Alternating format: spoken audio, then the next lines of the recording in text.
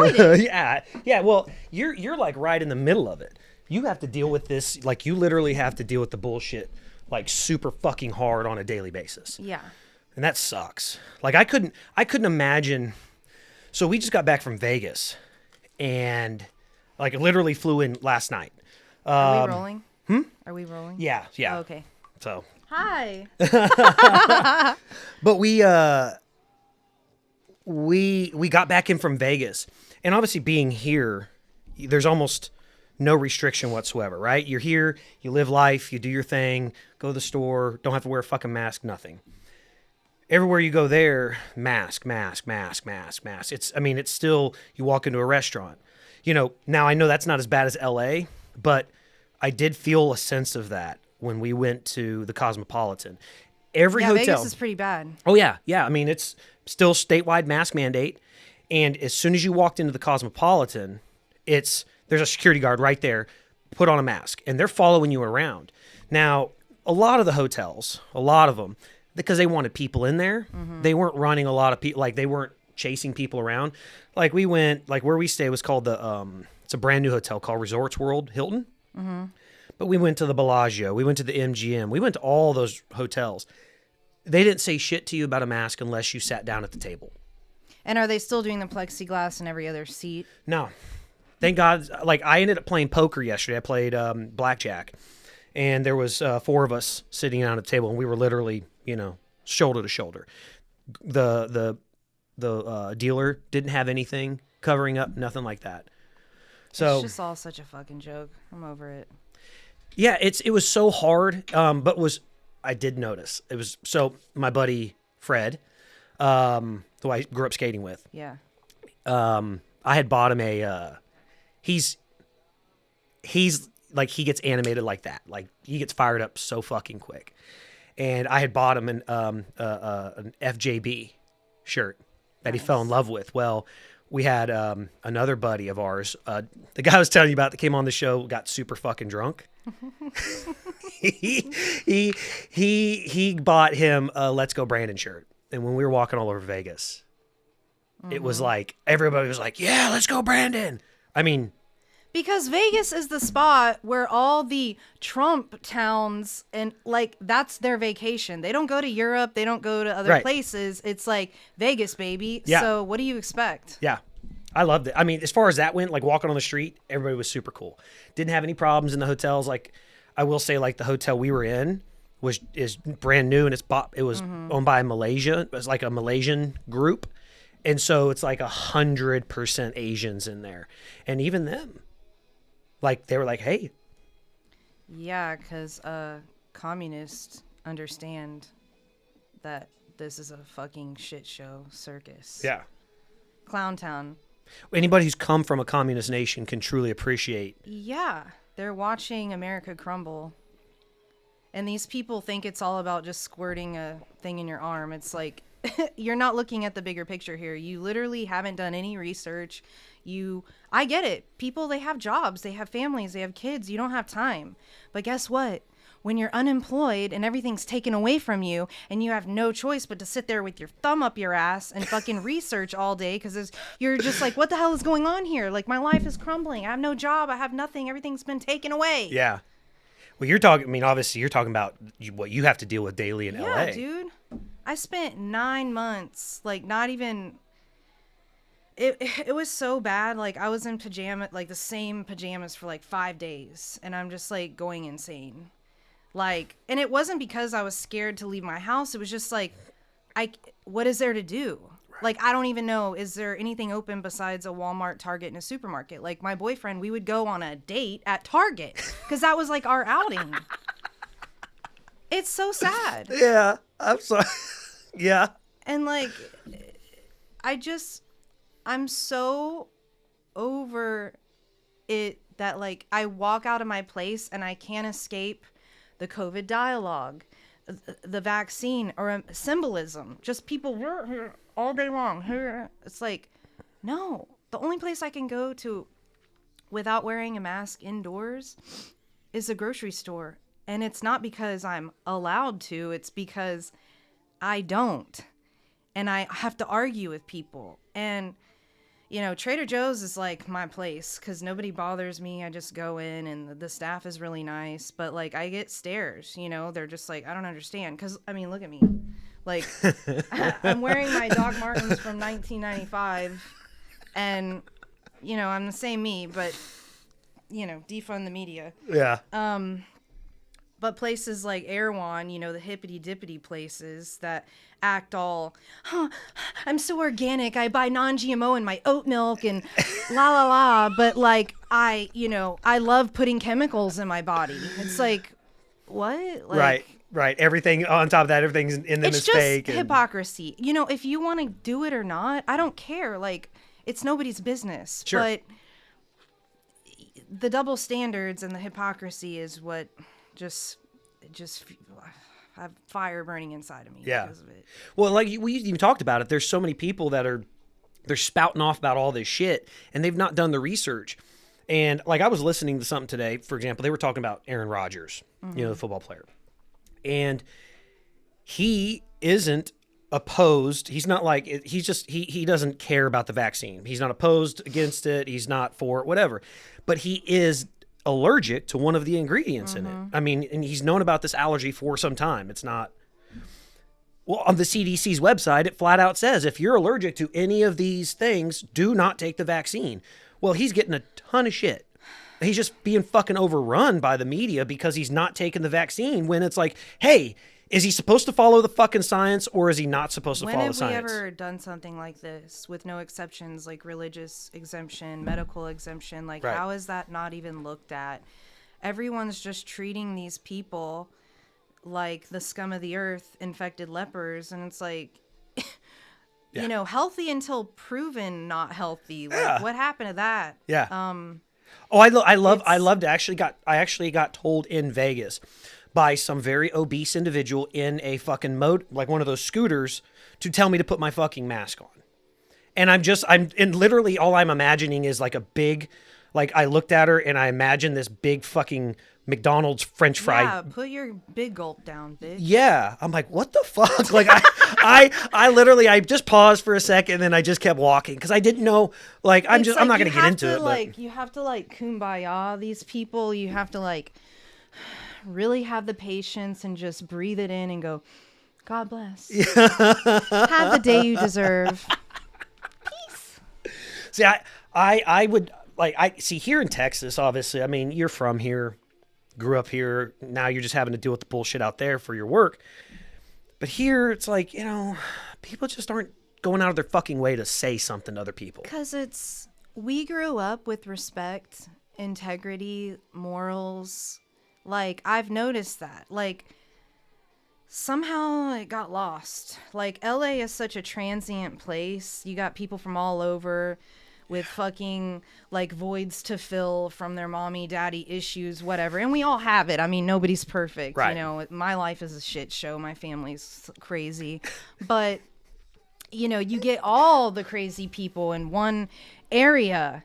And now this whole COVID narrative has given people like some kind of power. They're like, I am so virtuous. And they like, their ego is just like, you could see the beams coming out of their head, you know, like they've never had this much like feeling of validation in their entire lives. Yeah. And they don't want it to end. It's become like a cult. They're just like, you know, I must tell people what to do.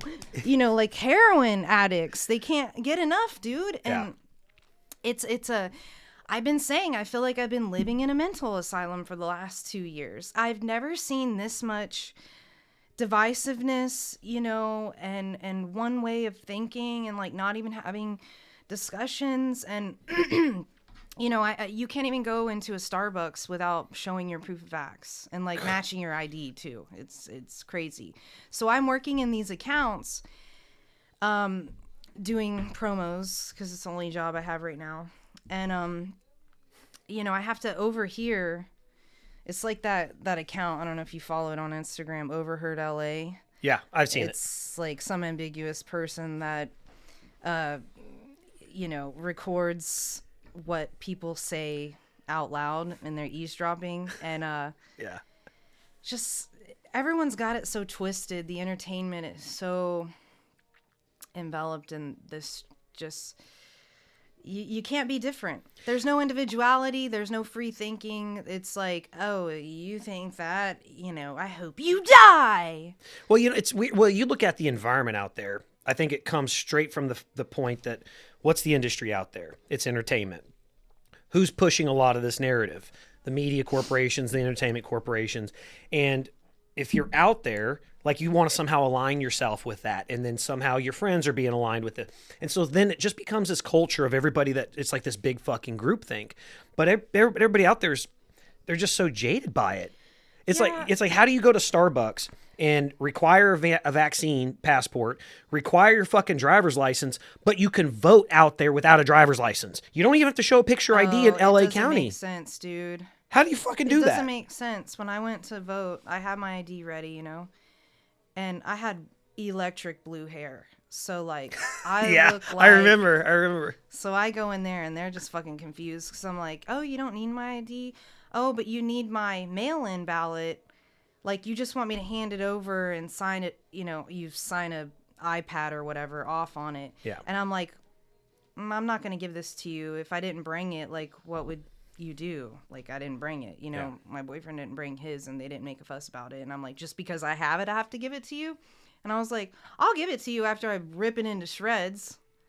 She's like, all we do is put it in this clear bag.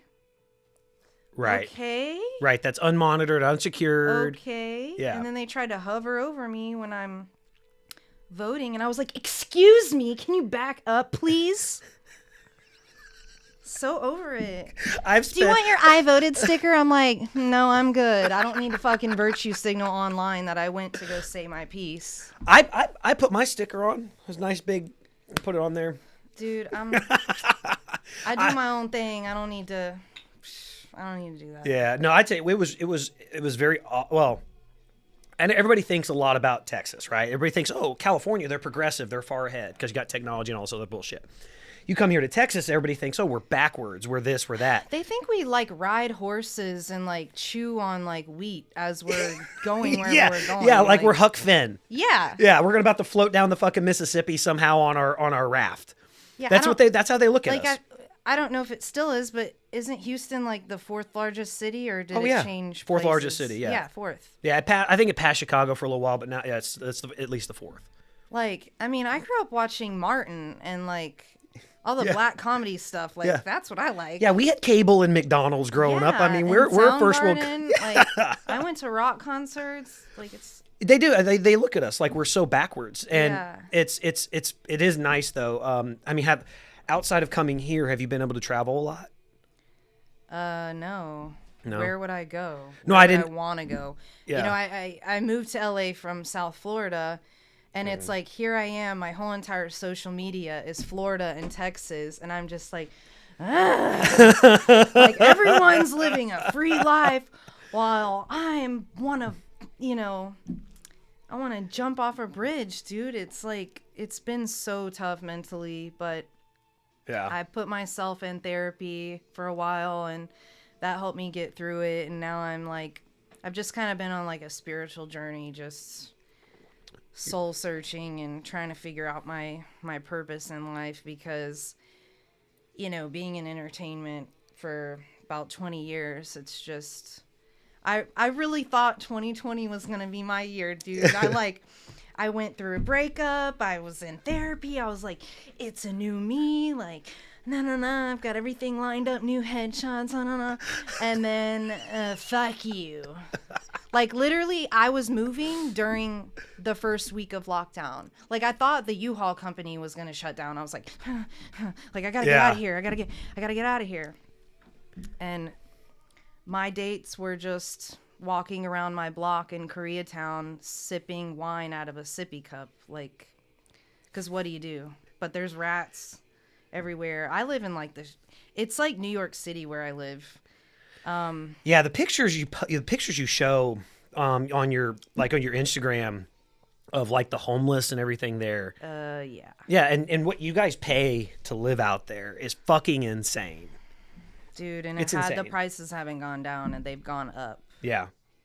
But yet they cut off the unemployment, so and then they have all the mandates. So it's like, what choice do you have? Like, Yeah. I can join those guys that have the fucking spread on the corner of boxes and trash and needles, you know. But hey, some of them have American flag hanging, and I'm like, right on, brother. Yeah, I mean, you can't hate on them. I mean, look, it's fucked up. It's fucked up that they're able to literally set up a city, like on And some you of the can't most tell them expensive. to move, dude. No. Like, there's nice apartments, Yeah. and then right outside their window, homeless encampment. Venice Beach has been taken over by the homeless. People are getting stabbed at night. It's fucking insane. You have these multi-million-dollar, multi-level condos, and then just homeless camps. Like, people just dropping trowel and taking a shit on the sidewalk. I mean, even at my old place, like before pandemic, like I lived right next to Paramount Studios. It was like my backyard, and I had to go in my alley where they pick up the trash and where I enter my garage.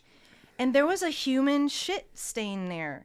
It was a pile of shit that sat there. A guy brought a tent and put a tent right next to my garage, and I got to punch in a code. So I had to step on the stain for months and months and months. Oh my God. And the landlords can't do anything. Right. The police can't do anything. So what options do you have? Like, the homeless guy would somehow sneak in our building and climb a wall, and he's sleeping in our hallways and like, or going on our roof, and we found a mattress, and like some of the neighbors had to come together and like take the mattress and chuck it off the roof, you know, like, God.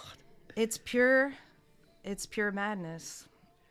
And it's not, and it seems to be, I mean, well, obviously that side of the world out there is getting worse. It's just getting worse and worse, and it's gradually ever more. There are people moving out of California to New York. That tells you how fucked up it is. That's like, why would you want to go to New York? Like, because we follow everything that they're doing. But I talked to this one stranger lady that was sitting next to me one day, and she's like, yeah, I'm done with this place. Like, I'm ready to move to New York. She's not even from there, but she's like, they've moved on. They don't wear masks anymore. Like, I mean, yeah, you got to show your vax card. And I'm just like, because they got rid of their fucking governor. They got rid of the dumbass governor, and they started making some fucking changes there. well, let me tell you, that Newsom recall was definitely rigged. Oh, fuck yeah. It's amazing. It's so amazing. It's just like the bullshit that they tried pulling in New Jersey and in fucking Virginia, where all of a sudden it's like this one place that's supposed to have the most amount of people, that should have the largest amount of resources in it, somehow is always the one that's behind. Well, yeah. The largest county is always the one that reports the last for some fucking reason. He had $70 million to play with, so they were already paying off people to hunch over you in the freaking voting booths. I had the same situation where I was like, excuse me, because they know if you're voting no, it takes you 3 seconds and you're out of there. But if you're voting yes, then you got to scroll through all the people, and like the person I wanted was on page 3 of the thing. So of course, Who were you voting for? Well, no, you don't say. I don't want to say, Okay, but all right.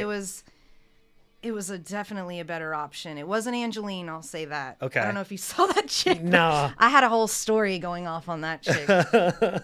She's like some crazy washed up wannabe celebrity with like bowling ball tits. Yes, and, like, yes. fake blonde wig, and she's like, vote for me for governor. I'll give you pizza and chocolate. Ah! You should look her up. Like, it's like a rabbit hole you can't stop. It's like, I couldn't get enough. I followed her. She got a ton of. It was actually a genius campaign. Sure. Because she pays for her own billboards, and like, who knows how the hell funds her to do all this stuff. But she was known in LA for like decades, driving around a pink like Barbie car, and just, you know, with her little puppy dog and like, I don't know. She's crazy. But yeah, it was totally fucking rigged. And when they announced it, they didn't even give all the time to count the mail-in ballots and whatever. I went into a deep depression. I didn't get out of bed for 2 days, and I was having nosebleeds. That's how stressed out I was. Yeah. Because I'm like, this place is fucking doomed. This guy is a psychopath, and he's being paid off by every corrupt person. He's the Joker. You know, it's really weird that it's the people that are out there, and it's not just California, it's all over the country. they haven't like caught on that it's the fucking money that's here. It's not, look, you're not talking about a guy who's looking to do good. He's looking to enrich himself. He doesn't give a fuck about us. No, he's looking to all. enrich himself. But then it translates all the way up to if you go backwards to like the corporations and all this other bullshit. You're not going to tell me that a company like Pfizer has record profits of $37 billion in one quarter and they're doing it for altruistic reasons. It's like, are you fucking kidding me? It's yes, of course you have a stake in wanting to have a third and fourth and fifth booster shot. It's not free. Everybody's like, oh, it's free. It's no big deal. No, the fuck it's not. It's called taxpayer funded. The government's paying for it, and they're paying on. How the fuck does the state of Ohio or these other places offer $1 million once a week to give away for somebody if you go and get vaccinated? You automatically get. Or what is it, Austria? They're offering a free half-hour fuck at a brothel. Oh, wow. Yeah, next level, guys. Wow. If you can't absorb that in your head to know, like, this isn't about health. Wow. I don't know what to do. God bless. Have the day you deserve. Well, giving away free ice cream and McDonald's Big Mac meals and shit like that. Come on. It's outrageous. It's ludicrous. All right, well, let's look. I tell you what. I can't stop. Yeah, I know. You and I could go on about this forever. I will say that I am deeply fascinated by your point of view of that. Thank you. I mean, I travel a lot. California is not one place I've been since the start of all this. I've been all over the rest of the country. So many people are traveling there. I'm like, what is it? Like cheap flights? I don't understand why you would want to go there. It's very cheap to go there right now. As far as like living there, it's very expensive. But it's very cheap to travel there and stay there because they're doing everything they can to fill the airlines and fill the bookings on the hotels. But gas prices are, I mean, if you go to prepay for a fucking rental car, it's through the roof. That's the only really expensive part. You'll pay as much for a rental car as you will for a round trip flight. Well, yeah, and gas is like $6 in some places, like Beverly Hills. We rented slingshots. You know what a slingshot is? Like an actual slingshot? Yeah, the car. Oh, no. Okay. Yeah, not like New hobby? So it's a car. It's two wheels in the front, one wheel in the back. Oh, I've seen those. Yeah. Okay, so we went to Vegas, and when we got them, they had half tanks in them. Gas was supposed to be prepaid. Well, they only had half tanks in them, so we stopped and you have to put the high octane in it. In Vegas, here we have 93. They only have 91 there. It was $4.30 per gallon. Now, I'll pay in my diesel truck. I'll pay at the most expensive. I'll pay $3.40 a gallon for diesel. But and that's expensive. But I was blown away. $4.30 a fucking gallon for 91 octane. That's medium here in Texas. How do you look at that and go, yeah, the economy is great. What's the problem? Everything's great. Well, the energy secretary is dumping. They're going to dump 50 million barrels from our reserves into the market, and that's somehow supposed to fucking do anything. Yeah. We were sitting having lunch yesterday, and we were doing the math on that. First off, the United States alone uses 19 million barrels every 2.5 days. That's how much we consume every 2.5 days. They're going to put 50 million. That basically gives us 1 week, and they're depleting our reserves. That doesn't fucking do anything. I don't know how we're going to get through 3 more years of this administration. No. Like, everybody just grab your ankles because they're going in dry. All right, so look, I wanted to, first off, we'll go backwards on this. Yeah, how do we know each other and who am I? And where, what do I do? Yeah, so we're going to go back. Amber. Hi, I'm Amber COYLE, and Jason and I have known each other since 6th grade. Yeah. Beckendorf. Honestly, I had totally intended on starting it by introducing you and all that other stuff, but, we got Yeah, we just went right for the dick. Yeah. Joey Colazzo says hi. Oh. Okay. It's kind of funny. Joey called me not too long ago. He called me about something as one of the other shows I did. He called me about it, and I happened to be sitting there on my computer. and there was a obviously he lives down in Florida in that area, and there was a girl that we skated with that she came out with me and Joey one night. We all went and hung out, and oh my God, I went and looked at these pictures, and every picture of Joey is standing there, and he's got his balls hanging out of his zipper. Doesn't surprise me. Yeah. So I was like, hey, oh, by the way, kind of funny. I'm gonna have, hopefully I get to have Amber on at some point in the near future. Would you like some gum? Yeah. Like gum. He's a trip, but I was explaining to somebody how long we've known each other, and since 6th grade. So that's what, 93 or 92? 90.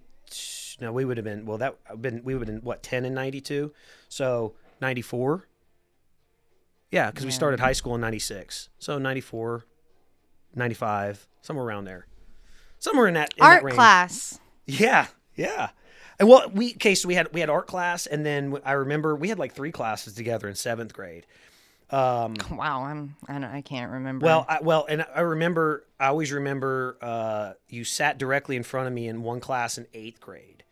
And that's when I would always fuck with you, because your hair was all of a sudden like super long. Yeah. And like I'm sitting back there and I'm fucking with it and everything. And I always remember you sitting there in your cheerleader outfit. So I was like, hey. Cheerleader. I was like the rebel. Yeah. I never wanted to be in it. I was like, I quit. This sucks. I feel like I never fit in.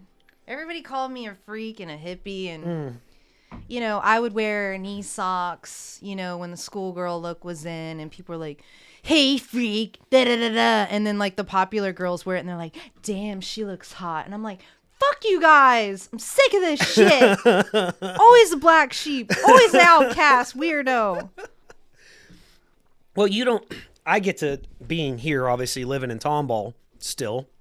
I'm still like, I run into people on a regular basis that if you go to a restaurant or a bar, go to Good Sense, you constantly run into somebody.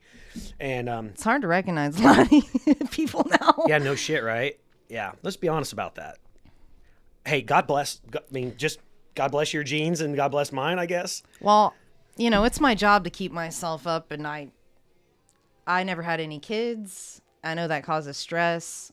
I didn't drink. Fuck all that stress. I didn't drink for the most part of my life either. I was like straight edge forever. Yeah, when we hung out down in Florida, you didn't drink. Yeah, I didn't even try weed till I was almost 30. Really? Like, yeah. I've never done it. Ever. Well, I liked mushrooms better, but I just tried those in the past couple of years. But I haven't done anything else. I don't have any desire. I like to be in control, Yeah.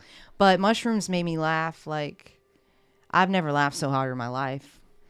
I went out with some friends one night, and they also had a giant bottle of sake. So you have the baby cup, and you don't know how many cups you've had because they just keep refilling it. And I just remember laughing so hard, my body was gyrating, and like I couldn't breathe, and I also couldn't keep my eyes open. and they brought out like one of those giant sushi things, and we're in the Uber on the way back, and I was like, wait, I didn't eat anything. Damn it. Like that sushi was so good. We were at freaking Nobu. Like, oh yeah. What the hell? And I was so retarded laughing the whole time that I forgot to eat. And then we're in the car, and this is during COVID. So like, I was like, I have to pee so bad. I can't hold it. I have to pee. We got to pull over. We pulled over in South Central, and it's like, it's late at night, and there was a couple of fast food places. No one's letting you in to use the restroom because COVID. Yeah. And so me and my girlfriend, we just dropped trowel in the middle of the street, and there's one street light over us, and it's like in the hood. And I'm like, peeing like a gallon, and I'm like, and she's like, hurry up. Because there was a guy running toward us that looked like Big Debo from Friday. And I was like, I can't get it out. I'm trying. And so the guy comes up, and we thought he was running at us, but he went to get in the car that we were parked next to. I mean, that we were standing next to. And I had my vag out and everything, and I was like, sorry. And like I pulled my, he like looked at me like I was crazy. And then she had to go, and like I had a wipe with me, but she just took her mask off and used her mask.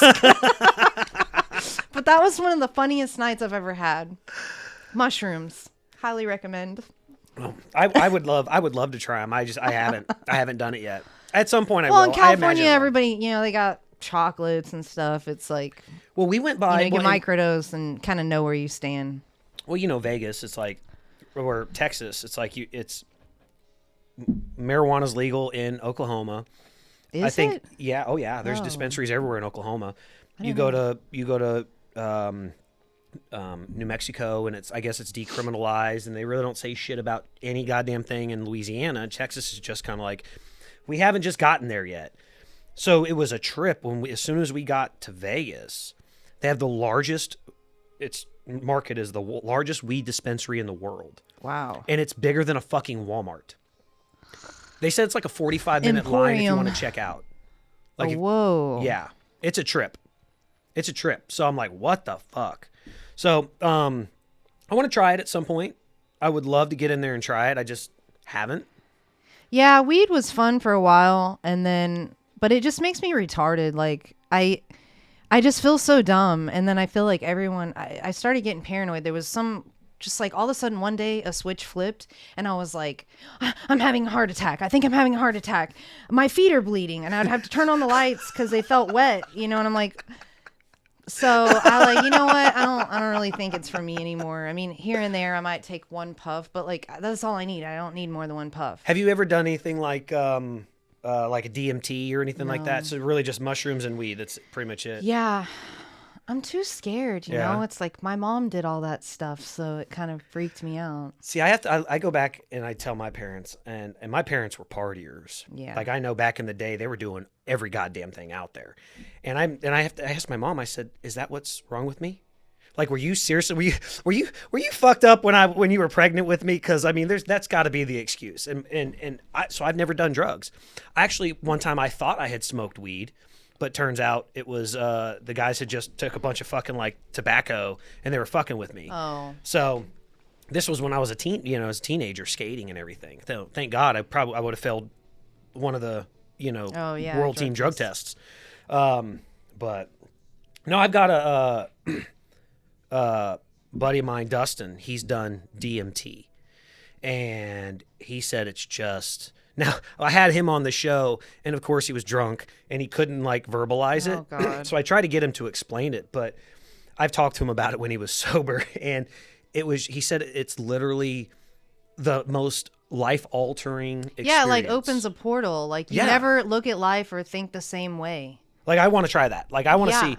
Like Ram Dass and those hippie dudes, like, it totally just changed everything, and I can see it. It's like you're in another dimension or something. I mean, we have so much power with our bodies and minds. Like, we have been so dumbed down as a society and have calcified our pineal gland. Like, like getting in touch with your spirit and everything. It's just, we have psychic abilities and people don't tune into it because we use like a tenth or fifth of our brain or something like that.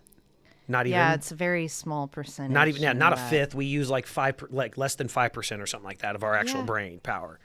And that's not surprising. I mean, considering I got a lady who's like over 300 pounds yelling at me to worry about my fucking health. Yep, we're all on autopilot. We're just like, gotta work, gotta pay the bills, gotta work, gotta pay the bills, gotta survive. Yeah. And you don't. You need it. I got into meditation. You got to take that time to like. Let your brain Tetris itself into functioning properly. That's what working out has turned in for me. It allows me to literally not think about anything else other than the pain. Yeah. If I would imagine, I've done some small meditation, but like the working out, the lifting, like you're going for that pain. Like the goal is to get there to something like that. And that really is very transcending. Once you reach that and then you kind of push past that threshold. And I'd imagine that's kind of like what meditation's like, is you're pushing past certain thresholds. Yeah, I've got I kind of, I've been on a spiritual journey. I kind of got into crystals and just oracle cards, and I'm just like trying to seek answers, man. I mean, what else do I have? I love your Instagram stories, because it's not verbatim, but it's like, COVID sucks. Fuck Joe Biden. My crystals are in line. I need to clean this one.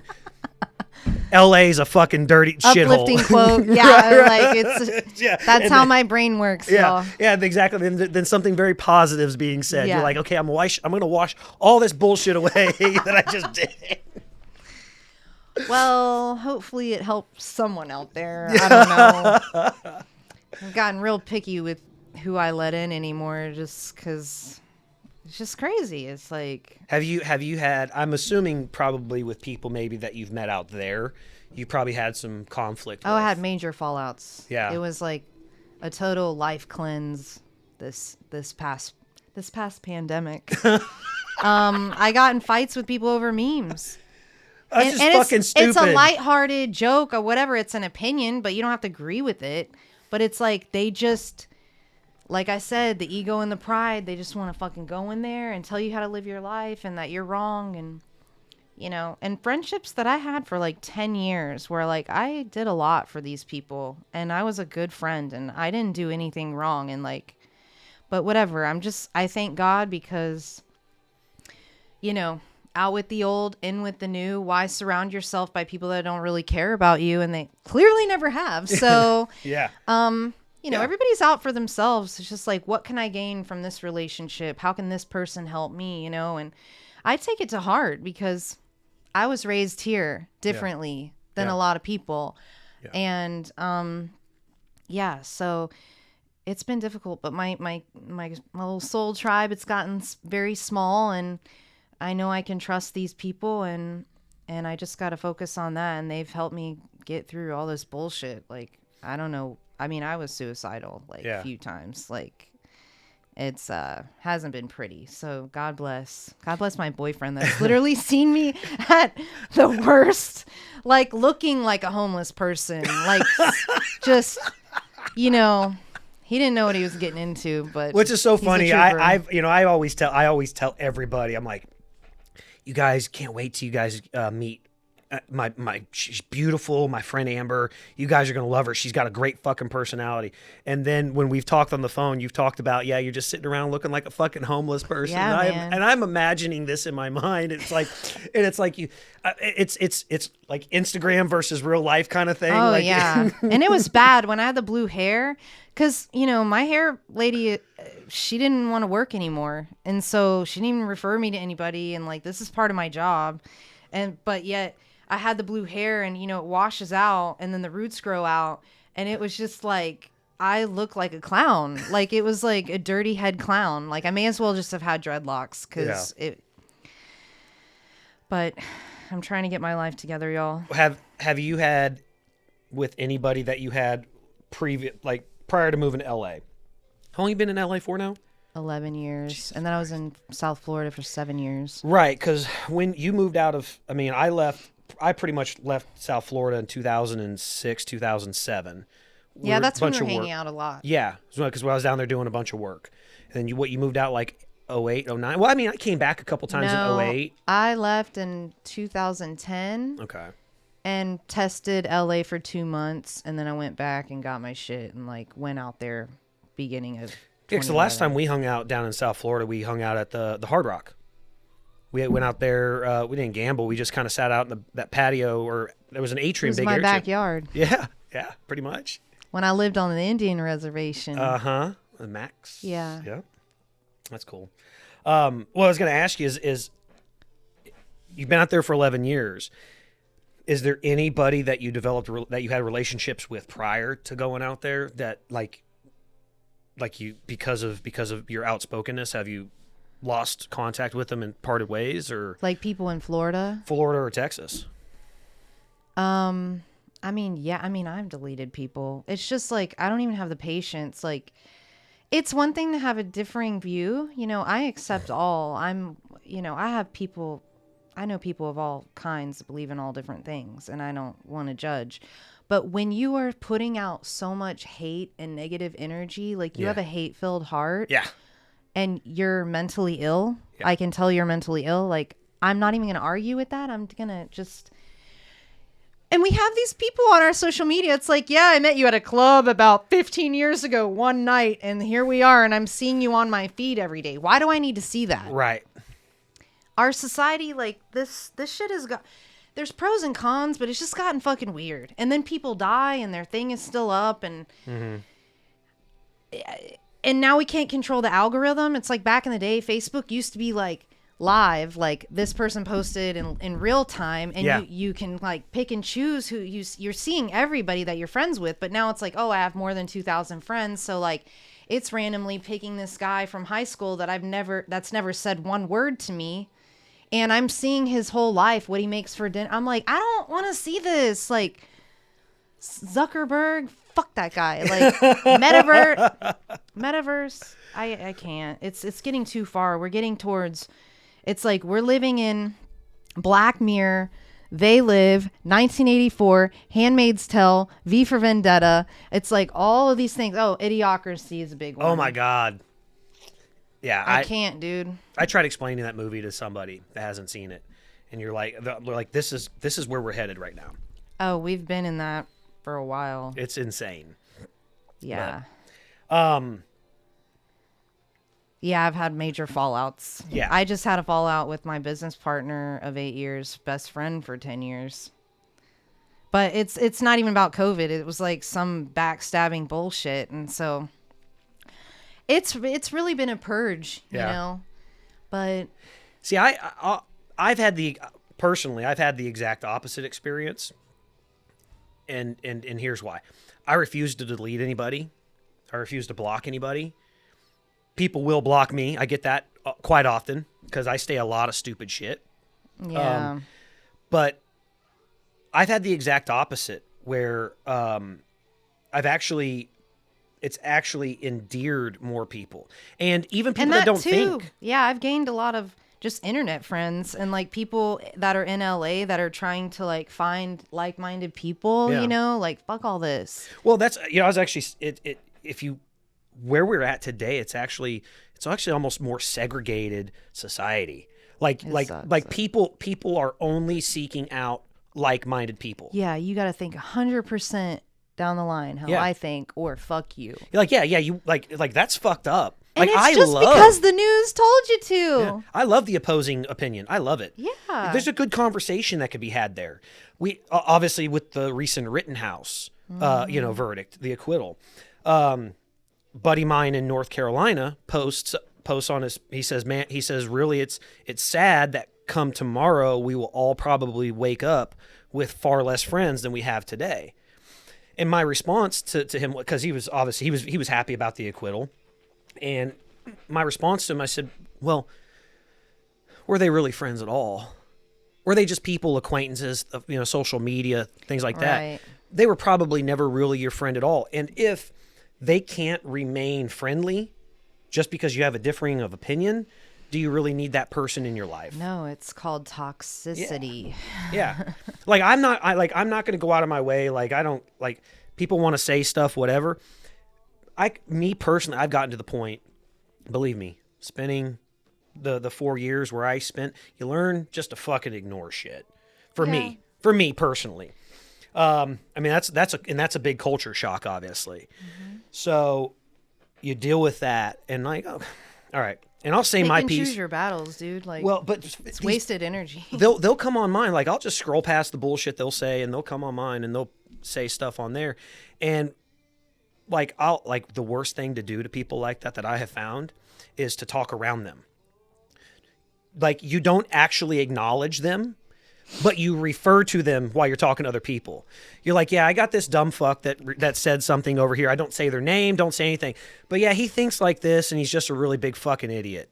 and you say that kind of stuff. Oh, and it drives them fucking crazy. Oh, man. And it's funny. It's funny to me. To me, it gets entertaining. I was like in the beginning, I was hardcore trolling back because I was being trolled, and like I was like, I'm a lion, dude. Like I'm literally I'm a Leo. Like look at my hair. Like I'm a lion. I'm a cat. I'm a cat lady. So you are a cat lady. I kept getting banned on Facebook for nudity, and it wasn't because I was posting nudes. It was I would Photoshop this guy's face onto like a nutsack or like different things, or like what is it, BDSM, S&M, what is it, S&M, like gay guys, like the bears, and I would put his face on it, and like he kept reporting me, so I've had so many 30-day bans that if I get another one, like they're gonna delete my Facebook. So I had to chill out. But I'm like, I would get so riled up about it, but it was also kind of fun because I didn't have a job. Yeah, like what are you gonna do for 9 months? So I was like, all right, Amber, you need to chill the fuck out. I've had one warning.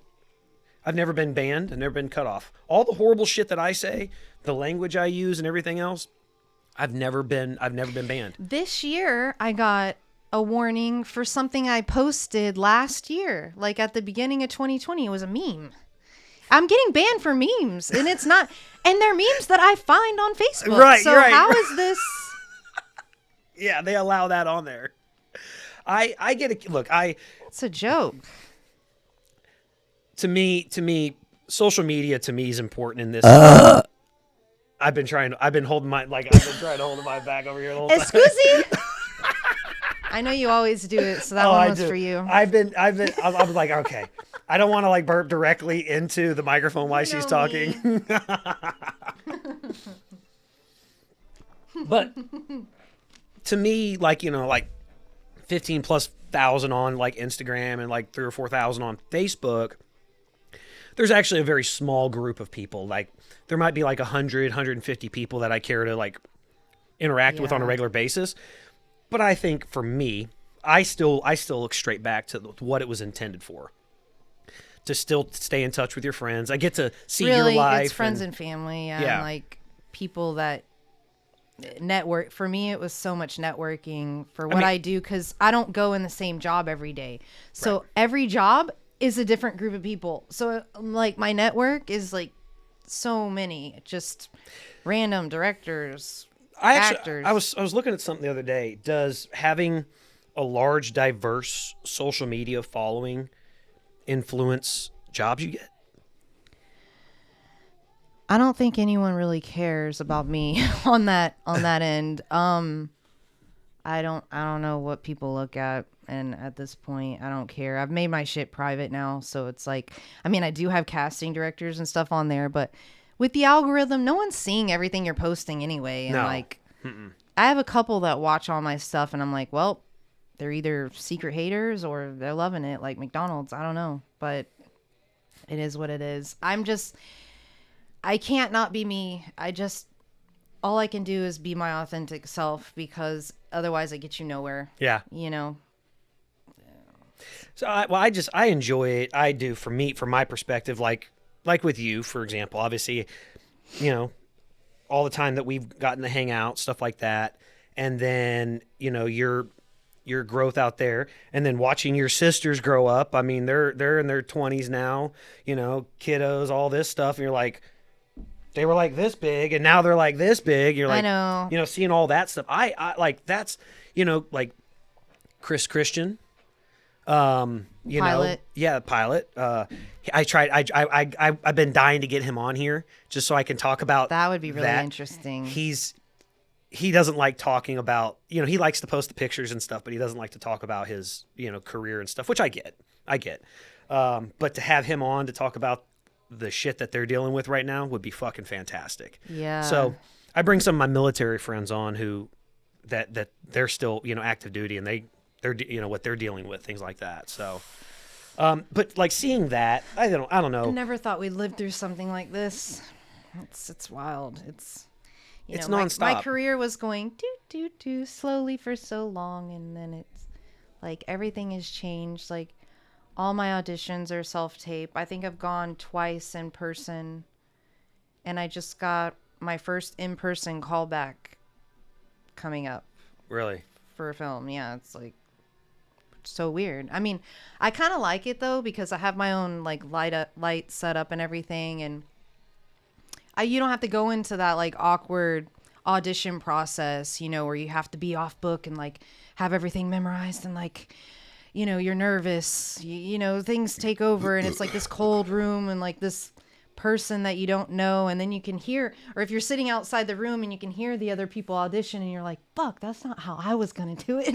You know, or you're comparing yourself to everybody in the room, or like you realize you're the only white blonde and you're like, I'm not getting this job, this is just like they just need to fill that that type, you know, to be fair. Yeah, you're meeting the quota. Yeah, so You probably, I mean, I would imagine that in a place like LA, that the quota system is probably pretty common.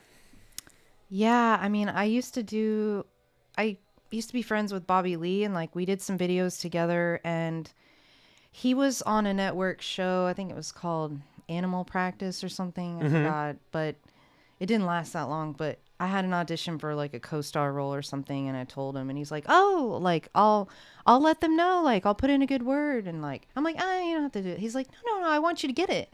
So it was at Paramount, and I go in, do the thing, and I thought I did a pretty good job.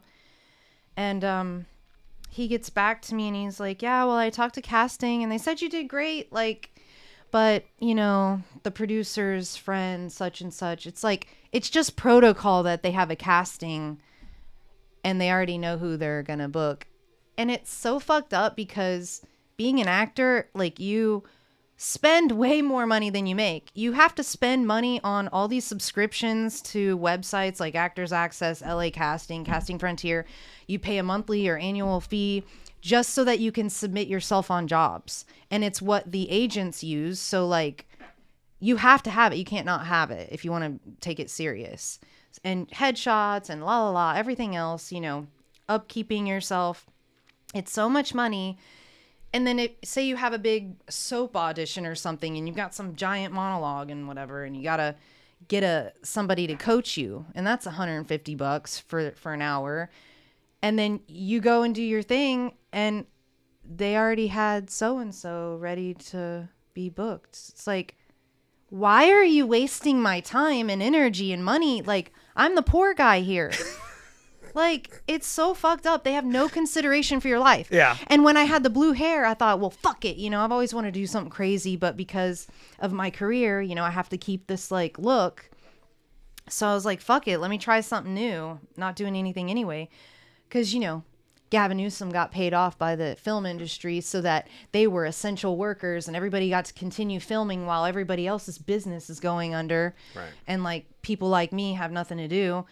But I had like random, like I auditioned for Power Rangers, something that shot in another country. And like, but with the blue hair, I got pinned on CSI as some co-star role. But they didn't tell me until you know, my agents were asking over and over again, like, are you releasing her or did she get it? And like the shoot date came and I was like, what the fuck? Like, I missed my gay uncle's wedding. Because I was waiting to hear back. When you're pinned, that's like the closest thing to a booking. Yeah. So the lack of consideration, all you had to do was, she's released, thanks. Takes 3 seconds to send a fucking email. Yeah. But no, I wanted to work so bad. And then You skipped your gay I uncle's missed wedding. my gay uncle's wedding. And I'm still so resentful for that. Pisses me off.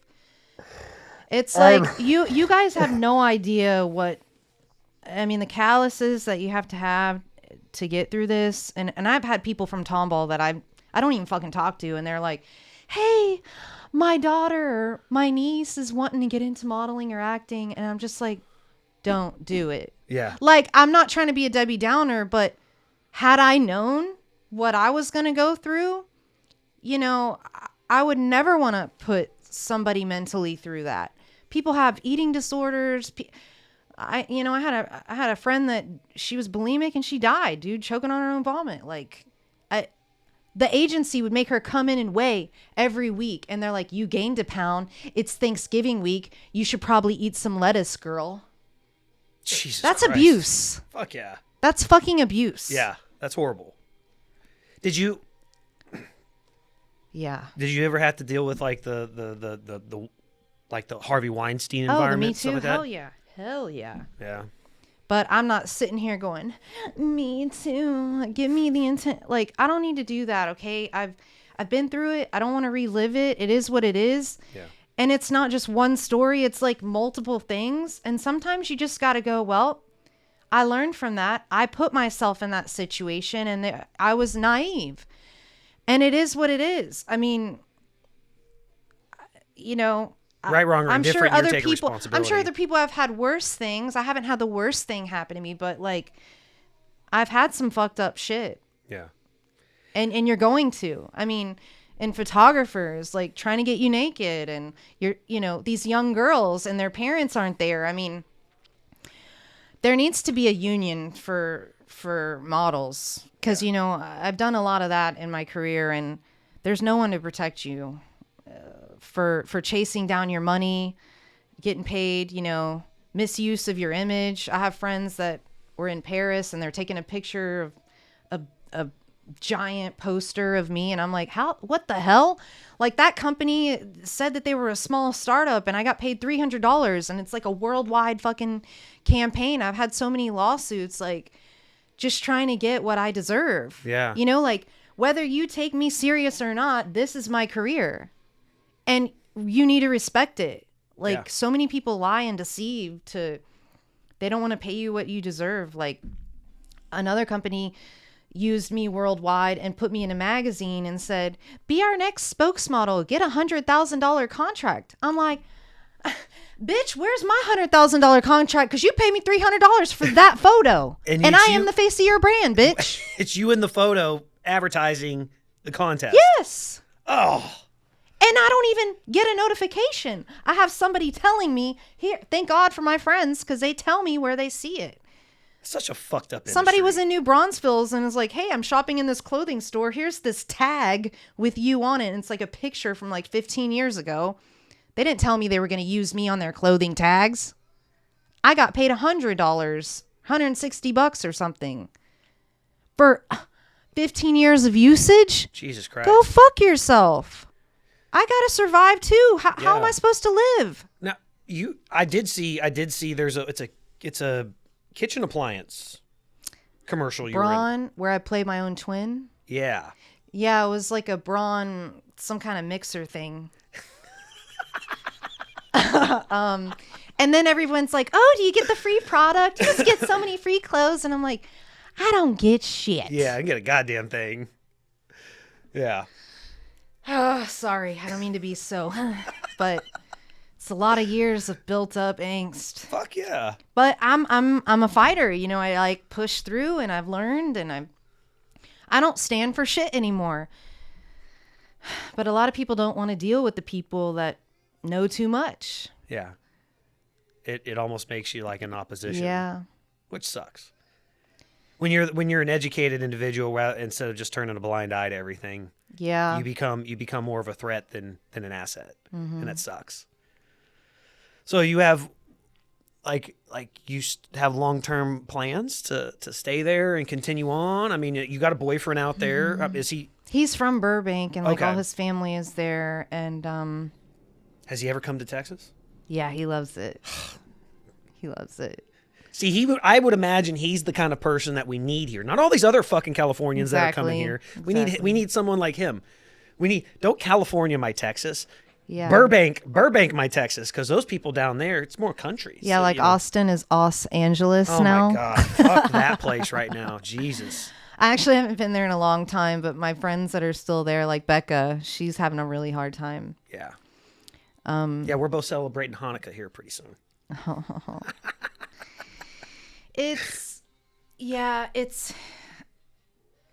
I've really never wanted to be anywhere else, and I never really saw myself coming back to Texas, but I've grown a lot, and I appreciate a lot of what's still here. But I don't really know what the future holds. Like I said, I'm trying to figure out what I'm doing. Like, I'm trying to figure out what other side gig can I live off of. Because I don't care what actor you are. No, not many people can live off of that income. It's such a luck of the draw. And the average actor, guess what they make annually? The average actor. It's got to be probably like $25,000-$30,000 a year. $1,000. What the fuck? Yeah. $1,000. Yep. The union has become a cult. Everything is fucked up. Like all the commercials, you know, back in the day, if you had like a Super Bowl commercial or a union commercial that would run for like a year, sometimes years and years, and you could make like over $100,000 and like keep making residuals off of it. But now the companies and the ad agencies are getting so much smarter that they might only run it for 2 weeks. And so you're really not making that much. You might make $2,000. Some things you get cut out of too, and then you don't get paid for that. You know, I worked on New Girl. I had a co-star, and they added dialogue that morning, and I was like, oh shit, you know, I'm in my trailer, and I'm like, I'm excited, you know, because I prayed for it the night before, but then we shot all this extra stuff. It was like a whole day for this one little scene, and then they cut it down to like hardly anything, and they don't tell you that. So you tell your friends and family to tune in, and they could literally take all your lines out, and you look like a clown, like you're wearing clown shoes. You're like da da da da da da da da da da.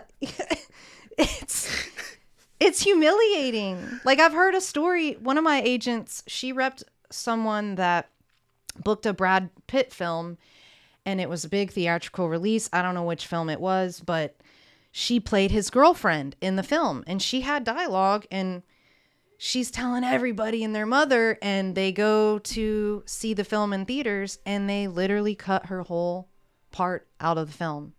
Like, imagine the humiliation that you feel. Yeah.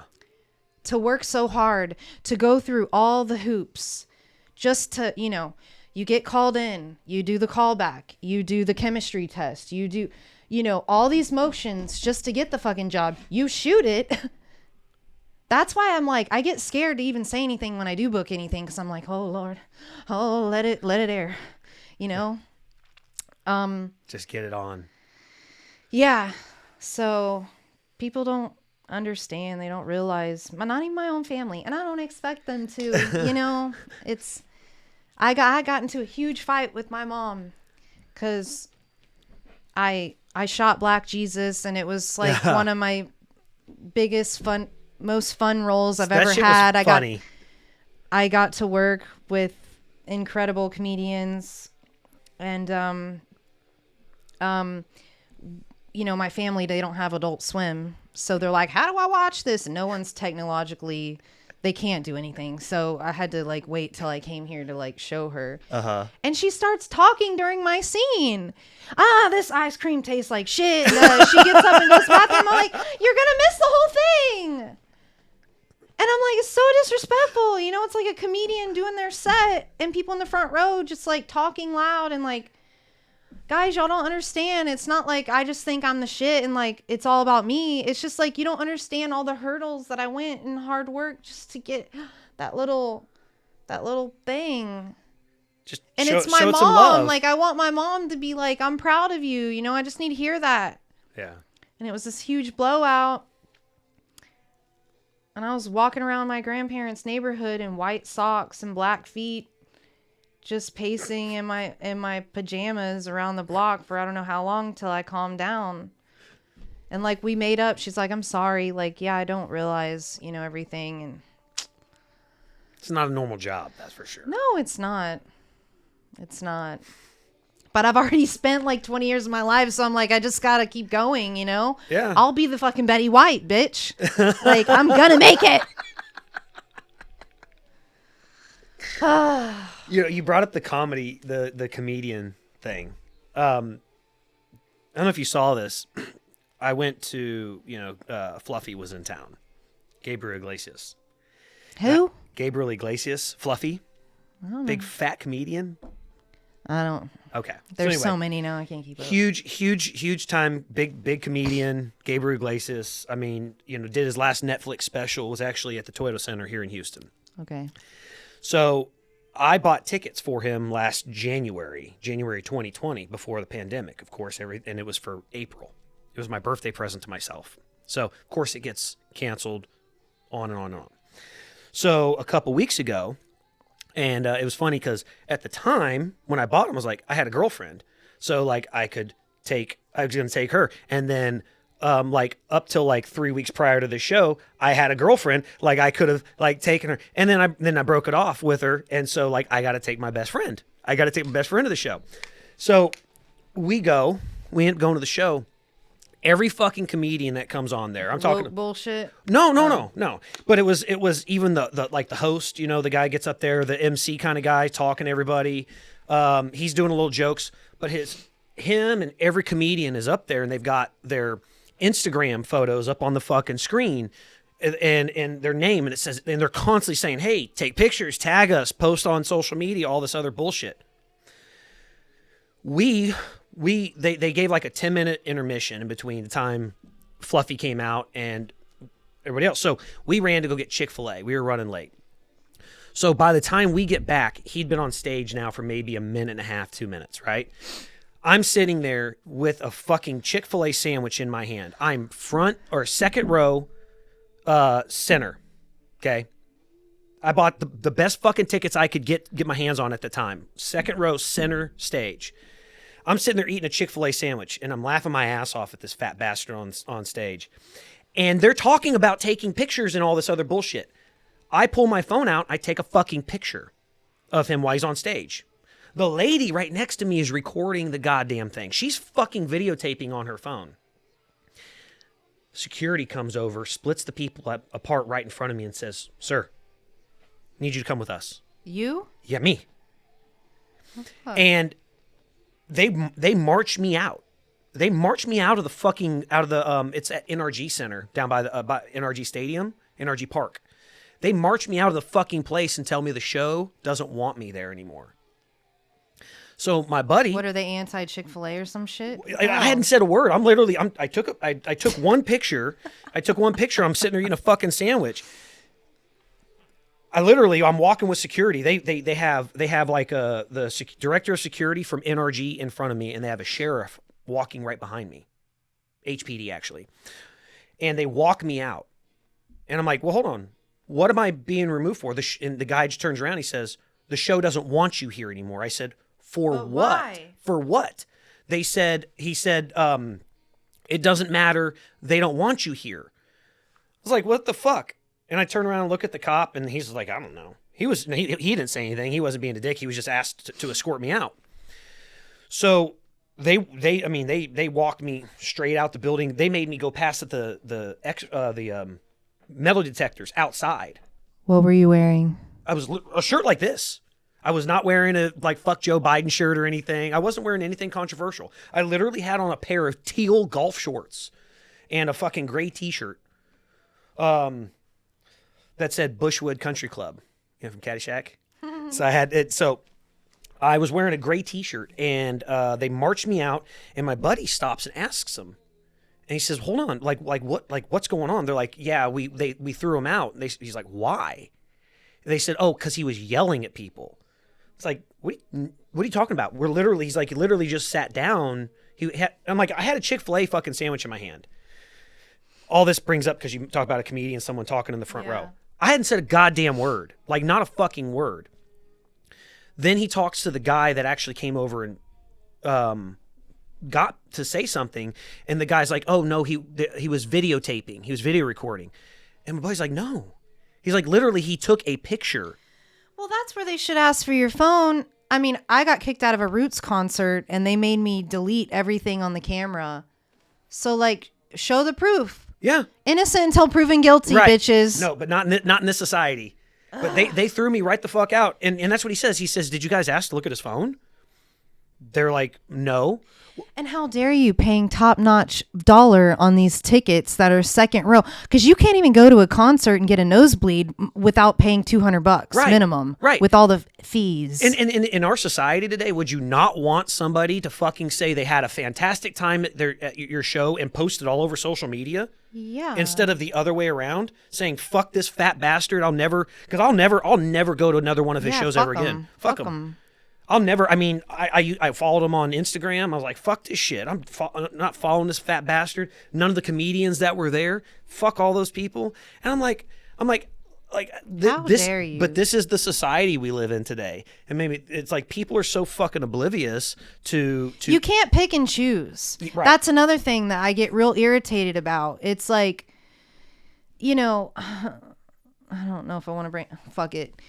The whole Bill Cosby thing, and then the whole Michael Jackson thing, and it's like, oh, you won't cancel Michael Jackson because you love him some singing and dancing, right? But you're gonna cancel Bill Cosby, right?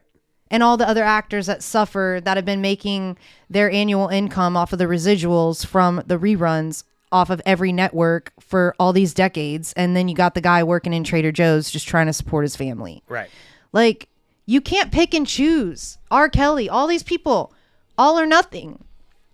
It doesn't make sense to me. Yeah. And I saw the Michael Jackson documentaries, and I don't want to believe it, but I'm just saying, like, you think if Michael was the original, you know, like the darker skin color that he was born with, you think might have different result?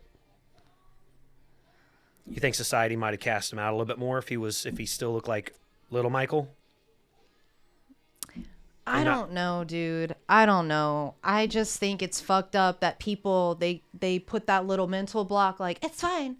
I love this song. You know, I can't go there. I can't hit my idol. I can't. And it's like, yeah, well, I can't either. But like, there's something you can't there hide the truth. Like, you see these dudes and you can feel their, especially the one dude, like the energy, like he's sitting there saying he got butt raped and he's crying. And like, I don't think a straight man would go and humiliate himself in that way. Right. For nothing. Right. And like the details that were described and the parents that were so trusting, and there is a process of conditioning these people to, that's what they do. They condition everyone around to feel so safe. But like, I wouldn't leave my fucking 4-year-old with some adult like in a hotel room spending the night, like just because he can sing and dance. Fuck no.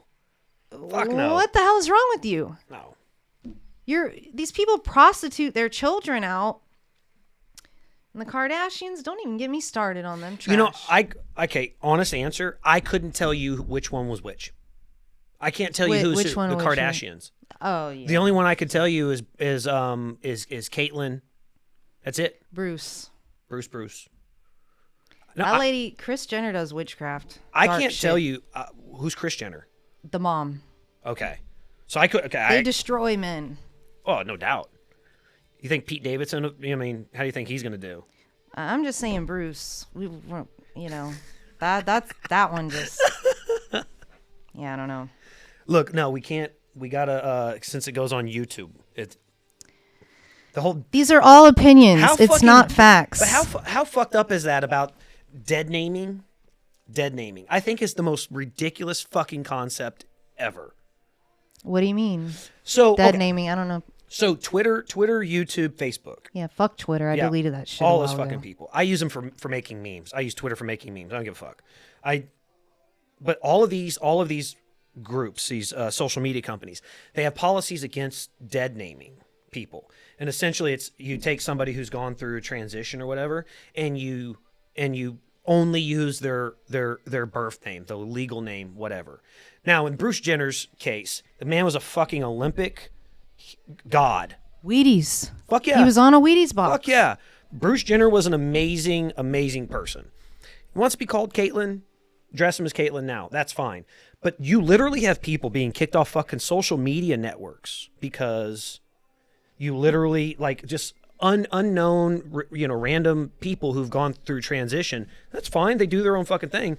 But it's like you call them by their birth fucking name, and somehow you've harmed them for life. And so you have to be banned from a fucking platform forever. I think it's one of the That most ridiculous doesn't concepts. mean free speech, then, does it? No, God, no. Exactly. No, you know, and I've had this conversation a lot. People, they misconstrue free speech. Everything. Well, they think that free speech is popular speech. It's not they're not one and the same. People who don't understand truly what free speech is, they believe it's only popular speech. And free speech, they don't know what individuality is. No. But you got to have the freedom of speech is you and I could have a difference of opinion. I may not like what you have to say. You may not like what I have to say, but I respect the right that you have that you can say what you want to say. And I would bleed and die to support what you want to say. Right? What these other people, what they start getting into is the hindrance of what I want to say. They think somehow that they have the right to hinder what I choose to say. And you know what? Offensive speech is fucking protected too. That's why I love this hat. I wear this hat. Says fuck off. Love it. It's protected speech. It's offensive, but it's protected. The moment you try to hinder that ability is where we have the problem. And that's where the social media platforms are. I hate it. It's out of control. What do we do? Burn the system down. Yeah. Fuck the government. Fuck them all. I don't give a fuck. Fuck them. It needs to crumble. I've dealt with it enough to tell you that it's literally corrupt from top to bottom. Yep. I mean, again, I talked about this on a show where this is how you literally have a $50 toilet seat turn into $500. The government is so fucked up and corrupt that one hand doesn't know what the other one's doing, but they set things in place where everything is completely disconnected, and it costs money to move from one level to the next. It's intentionally structured that way. It's so fucked up. I'm just so sick of the Republican Democrat shit. Like, I never gave a fuck about politics, and I'm not either, bitch. Right. So, like, stop pretending like there's not a gray area in between all these independents. Like, right. There's so many different ways of thinking, but it's like, oh, because you don't believe this, you're this. Right. And I'm done with it. Yeah, it's just because I want lower taxes doesn't mean I'm against gay marriage. You know, No. It's like they want to create this polarization where it says, hey, no, look, I can agree with both. I can agree that it's totally fine to have two men or two women marry each other. At the same time, I'd want to pay less fucking money to the government. So, you know, it's obviously I've had a little bit more involvement with the government. The government's been into my life a little bit more.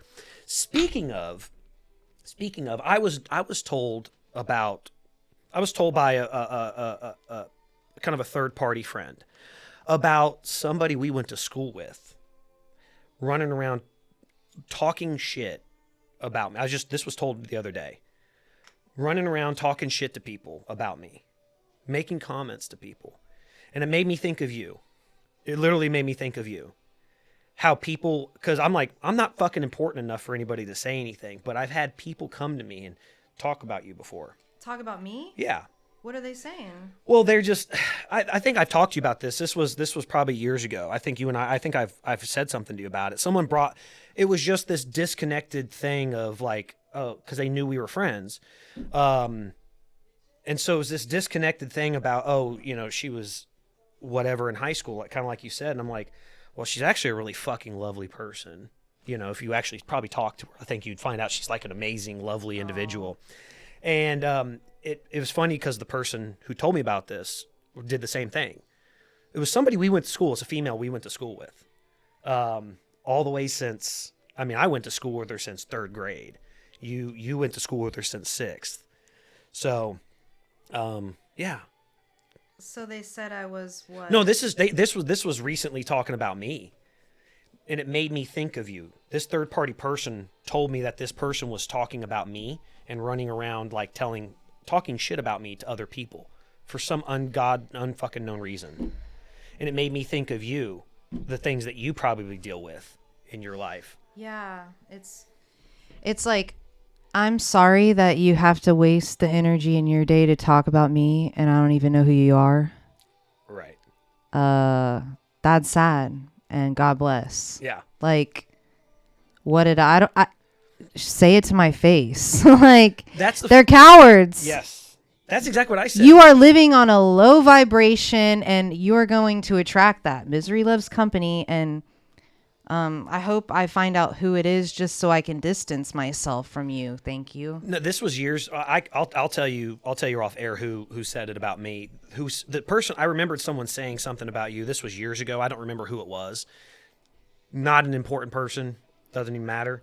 But I'll tell you off air who was saying. I've this had a about couple me. weirdos that were blowing up my Facebook and like sending me the same messages, and like it was people that we graduated with. But I'm like, what the fuck are you talking? Like, I haven't talked to you. What are you telling me? I'm evil and like all these things. I'm like, first of all, this isn't even making sense. This sounds like some bipolar psychopath. And I was just like, what the fuck? And then like I had one of my friends say something because they blocked me, and I don't know what you're talking about. I don't know what you're talking. It's like I have the screenshots. Like, you said this. It's just it's a waste. Well, I'm an adult dude. I don't have time for this shit. Like, Yeah. Well, we've got one friend. We've got one friend. I think mutual friend that's out there in L.A. now. yeah. Yeah. So difference of opinion. Yeah. So look, Still love her. while you're here, what else? What do you, are you just hanging out with family while you're in town? Yeah, I wanted this to be a mental break, but unfortunately, the moment I got here, my grandmother was put in the hospital, and it's just been a shit show. And so I'm not really getting to spend quality time, and I only make it here a couple times a year. And with the pandemic, who knew it was going to string out this long? So like, I have pets on meds, and it cost a lot to get them care, and it was just a whole thing, you know. It's like money situation and trying to figure it out. And then all this time goes by and you're like, well, fuck, like everybody's getting old. People are dying. I don't know what to do. Like, I need to prioritize like spending time with my family, because I've already missed out on decades of living here. You know, it's like my sisters are all here, so they get to see my dad all the time. They get to see each other. They do birthday parties and you know, kids parties and all the stuff. And like, I haven't experienced that because I've been gone for so long. And that's a choice that I made. Yeah. And a career path that I chose. But I just always felt like I didn't fit in here, you know. I wanted to get the hell out. And so when I got the opportunity, I did. And now you kind of realize you kind of fit in a whole lot more than you thought. well, I'm 1 foot in, 1 foot out. It's, I do love California. Like, aside from the people and all the bullshit, it's a beautiful state. Yeah. I mean, the state parks there are incredible. The land, you know, the weather, and so many cool things to do and see. Well, like right outside LA, you can go like literally into a deep forest, and there's fucking mountain lions and everything. The redwoods and the I'm brain farting, I can't think, but the sequoias, the big fat trees. Side note, I had to do a report on those in high school. Yeah. Did you know it's technically a rainforest? No. Yeah, if you've been to the redwoods, to the sequoia, then you've technically been to a rainforest. I mean, it has a hint of Fern Gully feel. You know? I went there and it was like, man, this is incredible, dude. Like, I did a road trip with my dad and my uncle, and like, seeing that kind of shit with your own eyes, it just like, it's next level. Like, we would smoke weed and look at the stars every night and just be like, yeah, man, like, this is crazy. Was this your gay uncle?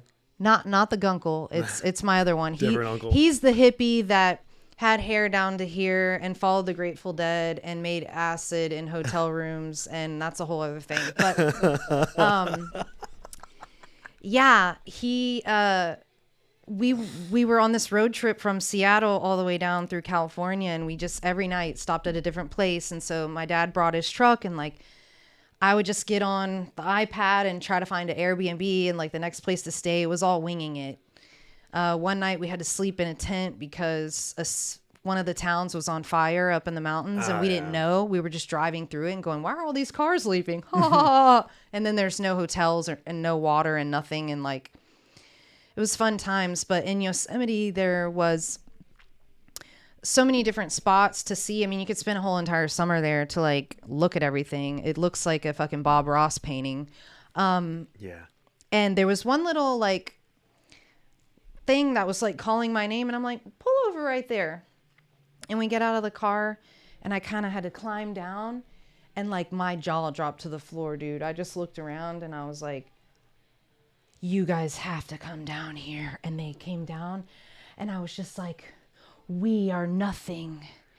And my dad was like, holy shit. And we both started crying, and we like embraced, and it was just like this moment that I'll never forget, like me and my dad bonding, like, cause it was like a painting, dude. Like the mountains went so far back, and like I'm on this cliff, like if I took a step I could die, you know, but this is Earth, man. I just like freak the fuck out. I'm like, we are nothing. Like what I feel, it doesn't matter. Like there's something so much bigger, you know? Yeah. And here you got some dumb shits talking, yapping their mouth about some bullshit. And it's nobody gives a fuck, bitch. Yeah. How about you get happy? How about you spend that energy on your child, or spend that energy on working on your inner self to become a better human? Right. Because you're clearly having some issues, and I'm not responsible for that. Thank you. Right. God.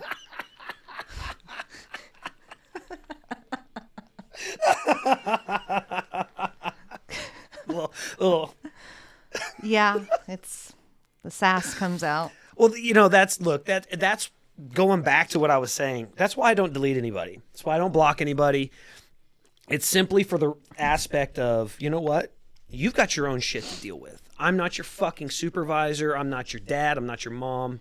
I'm just me. I'm going to do me. If you don't like what I'm saying, you don't have to fucking pay attention to it. Yeah, we don't tell people what to do with their lives. No, big difference. I don't know why people think that's like a thing now. Give me your whole medical history. Give me your whole... You need to do that. No, bitch. This is a free country. Yep. I do what I want to do. You go do you. Yep. If you want to call yourself a dildo or a banana, by all means, do it. I don't care. But stay away from me. Oh, my God. You know, it made me think of something really quick, and we'll wrap this up because I know you have to go. But I could do this all day. This is fun. Yeah. Look. I know I could. I mean, I've had some of these where I rambled on for over 2 hours. So. What time are we at? I don't know. I really don't know. It's 2:48. I think we started probably somewhere around 1:15, 1:30. So we're hour 15 minutes, hour and a half in. I tell you what, we'll know if we've gone 2 hours because these fucking lights apparently will die on me. Oh my God. I did one show and these bitches kept fucking going out on me. I'm like, what the? And they whole other thing. Got it fixed, got it figured out, but you're living, you're learning. You'll be investing in better equipment. It's part of this. It's all a process. It's part of this where it's the managed chaos part. Something will go wrong. Every fucking show, something has gone wrong. Kind of like earlier, I don't know if you heard it. So obviously recording everything through the Mac. Mm-hmm. You hear the fucking dings earlier. Oh, I thought that was your phone. Yeah, no. It's the goddamn MacBook. I forgot to mute it, and so the fucking text messages were coming through the goddamn MacBook. So I'm like, oh well, there's that thing for this show. That's the one thing here. It's all good. But last night I couldn't sleep because for 3-4 days I was in Vegas, and so they're 2 hours behind. And so, obviously, when it's like, hey, it's midnight there, I want to go to bed, it's 2 o'clock here, and so it's really fucking with me. Well, like Sunday night, we didn't go to bed. I stayed up with my buddy Fred and his wife Samantha, and we sat down in one of the bars and talked till like 3 a.m. that time, right? So it was 2 o'clock or 5 o'clock in the morning here. So I really couldn't fucking sleep when I got into bed. I opened up TikTok, and the second video that pops up is a Bob Ross thing. And he's painting a fucking mountain. He's literally painting a mountain. He had the mountains painted, and he had this, and he was doing the sunlight facing the beams. And then like the shadow on these sides over here, and it was like, I sat there and watched a 5-minute TikTok of Bob Ross painting some fucking mountains. The man's incredible. You know, we as artists, you have to appreciate his respectable, calm demeanor. You know, He was such a special man. I watched his documentary. And I got so sad, dude. He got fucked. Yeah. Like, his son got fucked with his whole empire or whatever. He doesn't have shit. Yeah, nothing. These people took control of everything. And the man had cancer, and they made him sign all this shit. And, like, so all the little gadgets and everything that I bought, because, like, My apartment looks like a rainbow fart of like 80s and 90s memorabilia and like toys and crazy stuff. And I've got all these little Bob Ross like bobblehead and little things, and I'm just like, oh, it's going to these evil people, and I had no idea. Yeah. Yeah, I recommend the documentary. It's yeah. There's a new one. There's a new one that a new documentary came out. Fuck. Oh, I saw the advertisement for the Von Dutch. Have you seen this? So obviously, never got into Von Dutch. Yeah, I owned one hat, and I was like, this makes me look like a real fucking douchebag.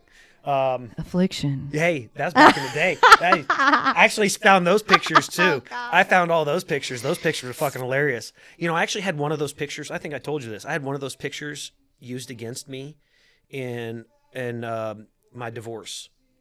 Of us? Yeah.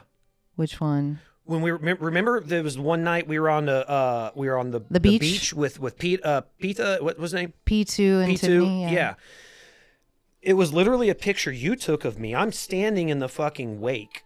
The bottoms of my pants are rolled up. No my shirt. shirt was off, and I had a beer in my hand, and you took an action shot. This photo's from like fucking 2006. They used this photo. I got divorced in 2011. They used this photo saying, look, he's fucking drinking. I'm like, well, first off, I don't really drink.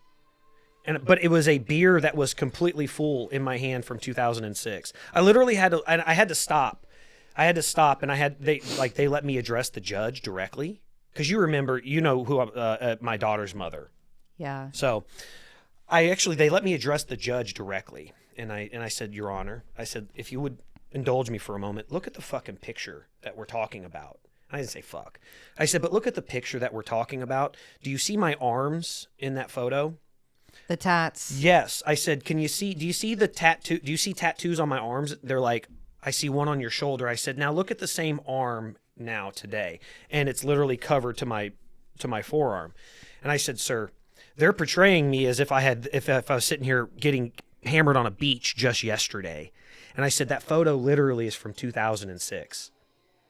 Jeez. Goes back to the fucked up people we've had in our lives, right? Jeez. So, have you heard from P2 or have you talked to them at all?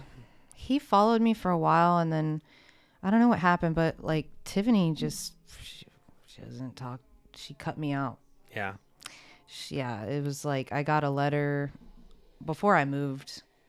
I was like, I was modeling, and I, nightclub scene, and you know how they do. They pick people to come in. It's like the movies, Night at the Roxbury. And she just got mad. Like, I had all sorts of different friends, but it's like I couldn't get them all together without her being upset or like feeling like different, and I apologized. I was like, look, I'm not trying to do anything. It's just like, these are my friends. You're all my friends. Young and stupid. I think it's just, she'll never get over it. What was the place we went to? It had like a fucking school bus inside of it. Pawn shop, maybe? Something like that. Yeah, because everything was real eclectic on the inside. And yeah, that was a really fun night. Yes. Got pulled over. Yes, we did. You not wearing a shirt and going, officer, I'm fine. I'm a designated driver. I was, but I was better than everybody else in the vehicle. That Me was and for Joey. Sure. Yeah, I was certainly better off. But yeah, thank God the officer. Yeah, he let us go and everything. Yeah, but it's Miami. It's like, hey, what happens in Vegas? But shit, God, that was 2006. That was 2006, something like that. God, so long ago. So long ago. Literally like so children. So much fun. Like children. Like we were kids. God, okay, so 2000, that's, at least 15 years ago. Literally. It's so wild, man. Mid-20s? I can't. When do you turn 40? Next year. Yeah. August.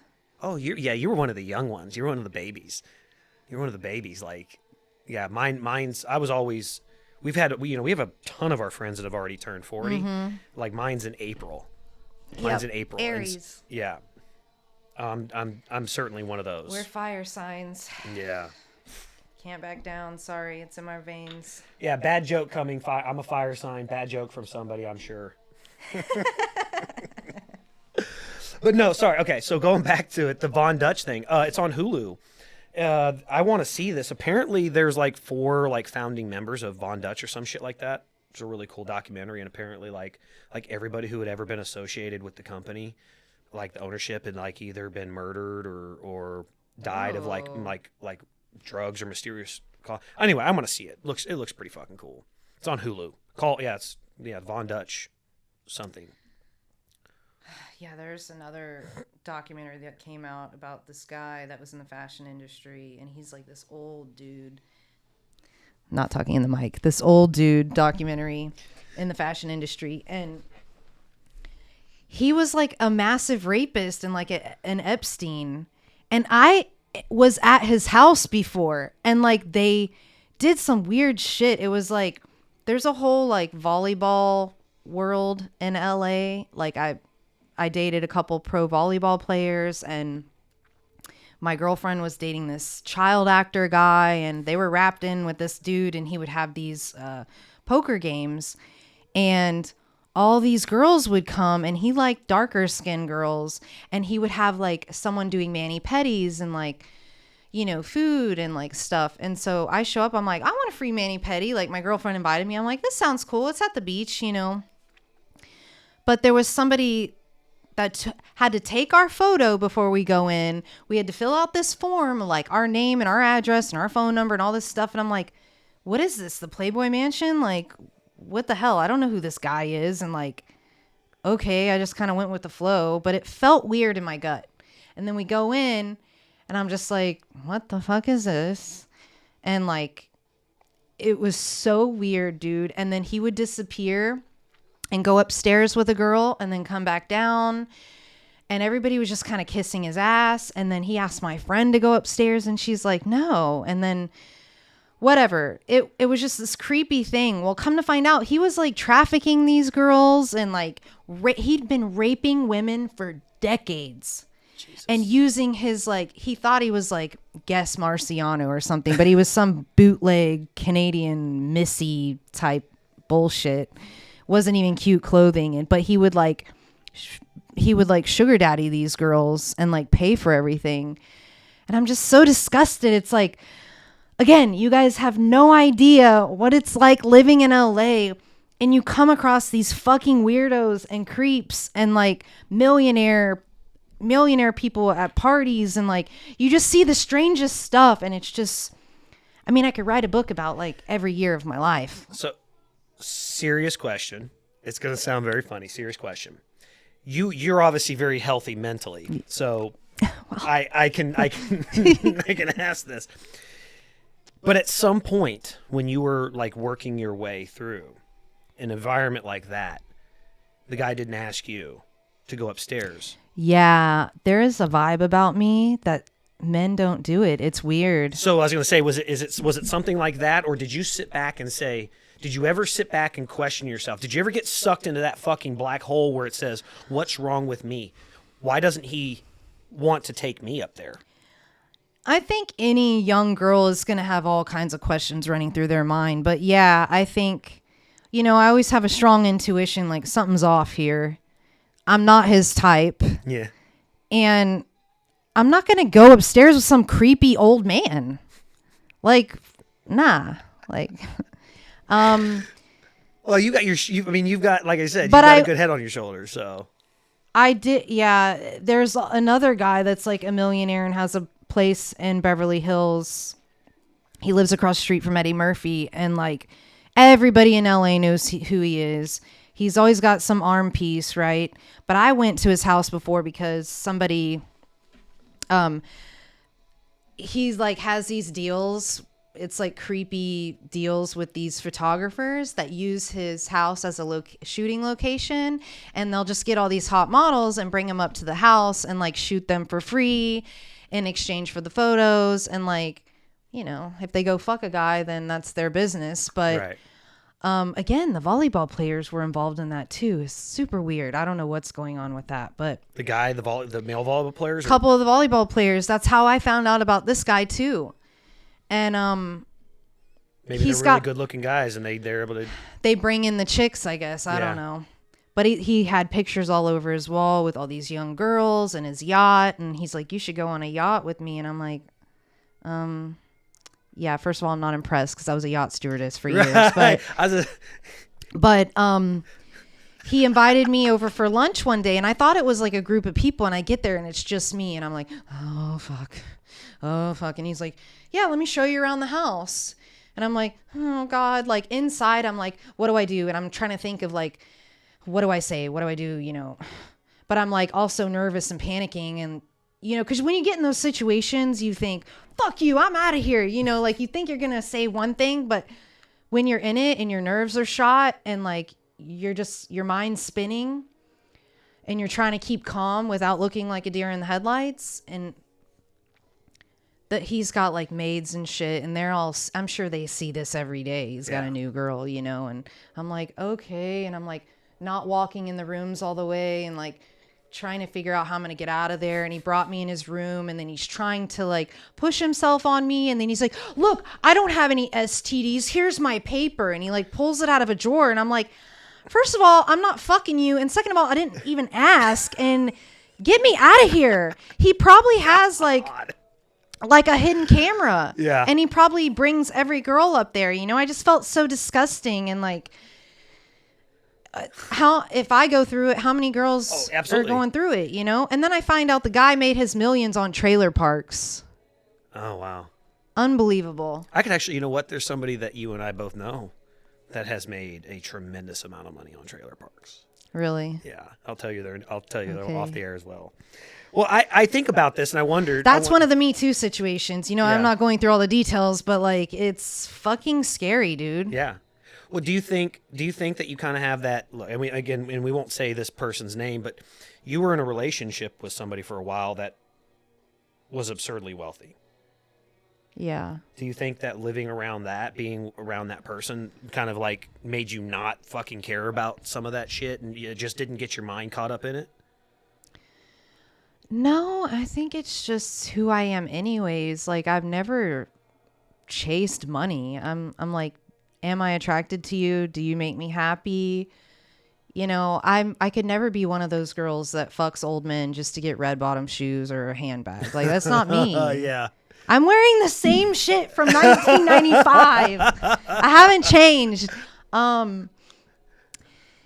But yeah, I've always been repulsed by that kind of, those girls in LA, and there's plenty of them, and a lot of them are Russian, a lot of them come from different countries where it's like they are conditioned, go to America, marry a rich man. That's just what you do. So it's like, can you really blame them? Because that's what their family is pressuring them to do. Yeah.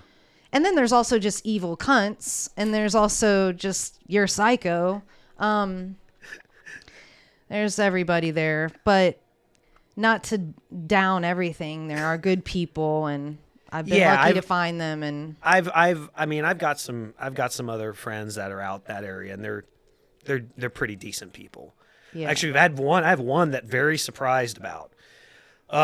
He lives there in LA, know him from the skating world. Anyway, this one in particular, was very surprised. Like, he was very pro the Rittenhouse, like acquittal. And he's been very, very liberal, very outspoken for liberal causes, things like that, support of Joe Biden, support of all that bullshit. Very pro-vax, a lot of stuff. And he was very, very pro 2A, you know, Second Amendment, self-defense, and all that stuff. Sounds a little like a libertarian. And he probably doesn't even know it. Yeah. I mean, I didn't know, you know, I didn't pay attention to any of that. I was like, I don't have time for that shit. My dad's always yapping about it. I don't care. I don't have the energy. I'm focused on me. Nothing affects me. Oh, well, pandemic affects me, so I'm going to fucking figure it out. You know? Took one of those online quizzes. Where do you stand? I'm like, okay, well, now I know. I didn't know that existed. Okay, great. Yeah, I took kind of ironic, very actually ironic. When I was in high school, when we were in high school, you remember Mr. Mr. Rohr. He was the government teacher, government economics. I think so. I mean, I could tell you where his class was in the hallway. Anyway, we're doing it. We were doing an AP government class, and we had to do that everything. And to see what it would do, because he didn't reveal, like, what he did was, it was you're taking this to figure out where you are kind of left and right, but you don't know, well, there was no purpose, like he didn't tell you what specifically. So I knew where I was as far as like my views and stuff. So I did something. I did 2 of them, did it on the side, and I did one that literally, when I answered everything, it was like ultra conservative. It was, and I laughed at it because it put me in the Nazi category. Alrighty then. Yeah. So I was like, well, hey, that's fucking that. How But ironic is also, that one? are you the same as back then? I doubt. Well, no, it, I did 2 of them. And it actually had me just right of center. Lower taxes, pro gun, kind of where I. but also like look, all the good social shit that's out there, the stuff that like we shouldn't really fucking care about. Leave me alone. Yeah. Leave me alone. Yeah. Like I was just so at this point, yes, I guess I would be considered a libertarian, hopefully, but I'm going to my gay friend's wedding with my gun. Exactly. Leave me alone. Exactly. I mean, look, we were in Vegas, and it's funny because when, like, I bring this up because literally I just got back yesterday. We had one of our friends there who is he's a light-skinned black guy, and the whole time I'm making. I mean, I've known the guy for a while, and so the whole time I'm making, black jokes at him and shit like that, and he's just fucking free, and he works in the financial industry, and he's just freezing, and he's just looking at me like, God damn. He's like, don't say, you can't say that shit. But I'm like, but in my mind, I know the way I think. I know I'm meaning it 100% as a joke, and I wouldn't say it to every black man that I know. I only say it to these individuals. And some of it's fucked up because they say horrible shit about white people too. Well, that's what friends do. Yeah. They bust on each other. I mean, if you can't have a sense of humor and not take everything so serious, that's what's driving me crazy with this woke shit. It's like, let's cancel everyone and like not even give them the chance to explain or forgiveness. If we don't have forgiveness as a human race, I mean, where are we headed? Well, apparently we're only supposed to forgive one side. Yeah, and I mean, comedy can't exist. Yeah. Look at Dave Chappelle. What's happened to him? Oh. Fuck that shit. I ask everybody this who's been on this show. Have you watched his most recent special? Yeah. How amazing is it? It's so I love fucking him. Good. I mean, I get upset when people tear down white people all the time because it's like you're just boxing us and thinking like we're all the same. But regardless, I still love who he is and his comedy. I mean, he's a genius. So I support him. Yeah. I take everything, even I mean, look, even the shit that like Kevin Hart says about, white people, stuff like that. They're comedians. They're supposed to say funny shit. That's it. And I'm there in the audience. I'm paying to watch this. Absolutely. So I'm going to listen and I'm not going to make a fuss about it. If you can't take a fucking joke, don't go to a comedy show. Did you see the 2 white women center stage? Right. Oh, I loved it. Did you see I loved their it. fucking the memes faces. After that. Oh my God.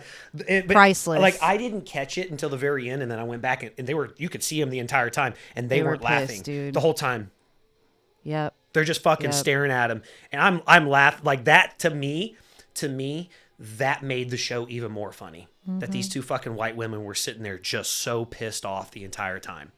The whole I mean, one of them might have been trans. I don't know. I mean, one of them looked kind of like they might have been going through transition. They look like non-binaries. But you can't tell anything anymore, and you expect me to tap on your shoulder from behind and know to call you a ma'am, sir, they, them, zir, zer, zim, zay, za.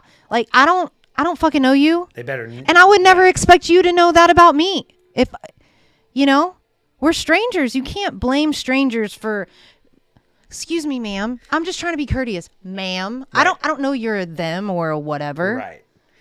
Yeah, and unfortunately, you being from Texas, it comes second nature to be that way. Just to automatically you fall directly into a like Ashley Judd getting that airport worker fired because he called her sweetheart. And she was going through TSA or whatever, and he was so excited to see a celebrity. These people in Timbuktu. They don't get to see that every day. Yeah. And so he got excited and he put his hand on her shoulder and gave her a compliment and said, I like your dress. And he's like, here you go, sweetheart. And she was going Facebook Live. Can you believe this shit? Like feminazi, like da-da-da. Not thinking about who he is or knowing anything about him. Maybe he has a family to support and then he loses his fucking job over that. Because he was being polite. Let's worry about the real issues. Let's worry about the battered and raped women. Let's worry about that, not sweetheart getting offended by a word. Yeah. Again, the free speech thing. Well, I actually had a conversation. It's a term of endearment. I would be, oh, he's calling me sweetheart. Thank you. Yeah. I am a sweetheart. Yeah. Again, you're from Texas and you automatically have that thing. But you know, I say this and I get it a lot. And I the way people think today, it's polarizing. It's this. They're not thinking, it's not here. It's only what they see in that moment. They don't think about what their history and their life is. And so we could take someone like you, someone like me, put us right next to each other, and someone immediately is going to make assumptions about us. Yeah. But at the same time, someone is going to be much more likely to say something to you than they are to me. And I think that in itself says things about other people. It says something. Just because I have tattoos, you make an assumption that I'm an asshole or I behave a certain way. So you're less likely to say something to me, which I'm totally fine with. But it doesn't make it okay because you don't look the way I do that they would automatically choose to fucking like jump your shit. Go on, get on you. And at the same side of it, you have someone like Ashley Judd who does look more like you, who acts like a fucking asshole, right? Versus someone like Dave Chappelle, who's just like, man, live your fucking life. Like, hey, appreciate it, cool. Like he made the comment about the lady who walked up to him outside the show, walked up outside of his car. He was talking about in the show. Makes this comment, and she starts going on and on and on about this, and he says, hey, where are we at right now? This isn't my show. This is real fucking life. He says, yeah. Leave me, and he goes about his business. I just don't get it, They're living in the metaverse. They're not living in reality. They're behind a computer, mashing their keyboard. Yeah. They're not, they would never have that conversation face to face. Right. Like all these trolls talking a bunch of shit, they wouldn't do that to your face. Mm-hmm. And some people actually, they would probably soften up and go, I didn't know that. Right. Or I understand that, but that's gone. I actually have a very prime example of that. I've got a buddy of mine. He's actually a coach for a NCAA football team, for a college football team. And grew up skating with him, but we had kind of differing opinions on a bunch of stuff. And this was like 2017, so lots of Trump stuff going on. And he's a light skinned, he's a black guy, married to a white woman, beautiful family, beautiful kids, all this other stuff. And we had some differing of opinion. Well, I ended up having a conversation with him offline. And I said, look, and I explained to him, hey, look, my opinion doesn't come from nowhere. Here's where I have been. Here's what I have lived through. Mine is a real life experience. And then he steps back because he's a bright guy. He's, to get to where he's at in his career, he's very intelligent. And he says, I'm sorry. He says that what you're saying now makes sense, understanding your perspective. And that's 99% of what's missing. That's what we need to unite. All this, everything has become about, what do people think about me? I need followers. I'm going to lose followers. It's like, that's not real. It's smoke and mirrors, dude. Like, yeah. I'm all about being real and being authentic and having real relationships. And I don't give a fuck about followers. Yeah. If I didn't have to have social media, I wouldn't. Right. It's a joke. Right. It's toxic. Yeah. And these people care so much about what strangers think as opposed to their own family members or friends that they've had for years that they know. Right. They know their character. And they can't even work it out. They're cutting off their own family members over shit. Yeah. It's so sad. I hate it. I get it all the time just for this show. Look, everything I do on social media is at some point to drive, as ridiculous as it may be, it's to drive attention. It was all oriented towards this. I'd known I wanted to do this show for a long, long time. And so everything I ever did on social media over the past 5 years was literally to start driving shit in this direction. Because I had this like artistic explosion. I kind of imagine what you might feel like with, you've been artistic your entire life. But I'm autistic. Little of both. Oh my God. So I've had this, and I've had people approach me many times about doing certain things on this show to drive social media, to have this, and I'm like, then it literally completely undermines what the fuck I'm doing here, which is look, we got a microphone sitting in front of us. We understand what we're doing here, but the purpose of it is to have a conversation with somebody. Look, we interact through text and social media regularly. The first time I think we've heard each other's voices was probably like 2 months ago when we discussed you coming on here, and we were sending each other back and forth some voice notes, right? Past that, you've got your life, I've got my life, pandemics fucking everybody up the ass. We're all going through this shit, but we're not sitting there every day seeing each other. That's what this was for. Regardless of what it turns out to be, having a conversation with somebody. And I literally have people coming to me saying, oh no, you should do this and you should do this. And like, you know what? Do your own fucking show and do that. That's exactly what you should do. Start your own fucking show and do that. Me, I just want to have a conversation with people that I don't get to talk to every single day. You know, and they miss that, and they miss it altogether. It's like social media is not that fucking important. I know, I'm over it. But. Bed Bath and Beyond over it. Well, look, Amber, you got anything coming up? You got something going on? Well, I booked my first short film. Not first short film, but first job, like, since the pandemic. Uh-huh. And she's like, you're perfect. I don't even need a call back. La, la, la. Did you like the script? And I'm like, well, I didn't get the script yet. And then I read the script, and I'm a lesbian with the kissing scene. Oh, yeah. Hey, you know what? Fuck it. I mean, it's not something I haven't done before. In real life? Yeah, in real life. Ooh, okay. All right. You want to go into that story? I went. Maybe next time. After the To be continued. Hey, I'm the first female guest on this show, y'all. Very true. Yeah. So let's not. Very true. Let's not downgrade this. We need a part 2, I think. There will. Oh, look. We've only touched on like current bullshit going on. It's so much to catch up on, so it's all over the place. Yeah, we have plenty of time. I actually have kind of funny. I actually have somebody who who's going to come on Friday. Actually, it's another female. You don't know her. I beat you. Yeah, no, you were definitely going to be the very, very, very first female on this show. There was going to be no doubt about that in my mind. It's actually somebody who reached out to me yesterday and asked if she could come on. There's a connection in my personal life, and we're gonna, yeah. See what you've seen the shows. What's great is you can't really hear. We can hear it, but you can't hear that, which is cool. So we can hear it. You get to see all the video and everything coming back and forth. I always get nervous when the Nirvana comes up.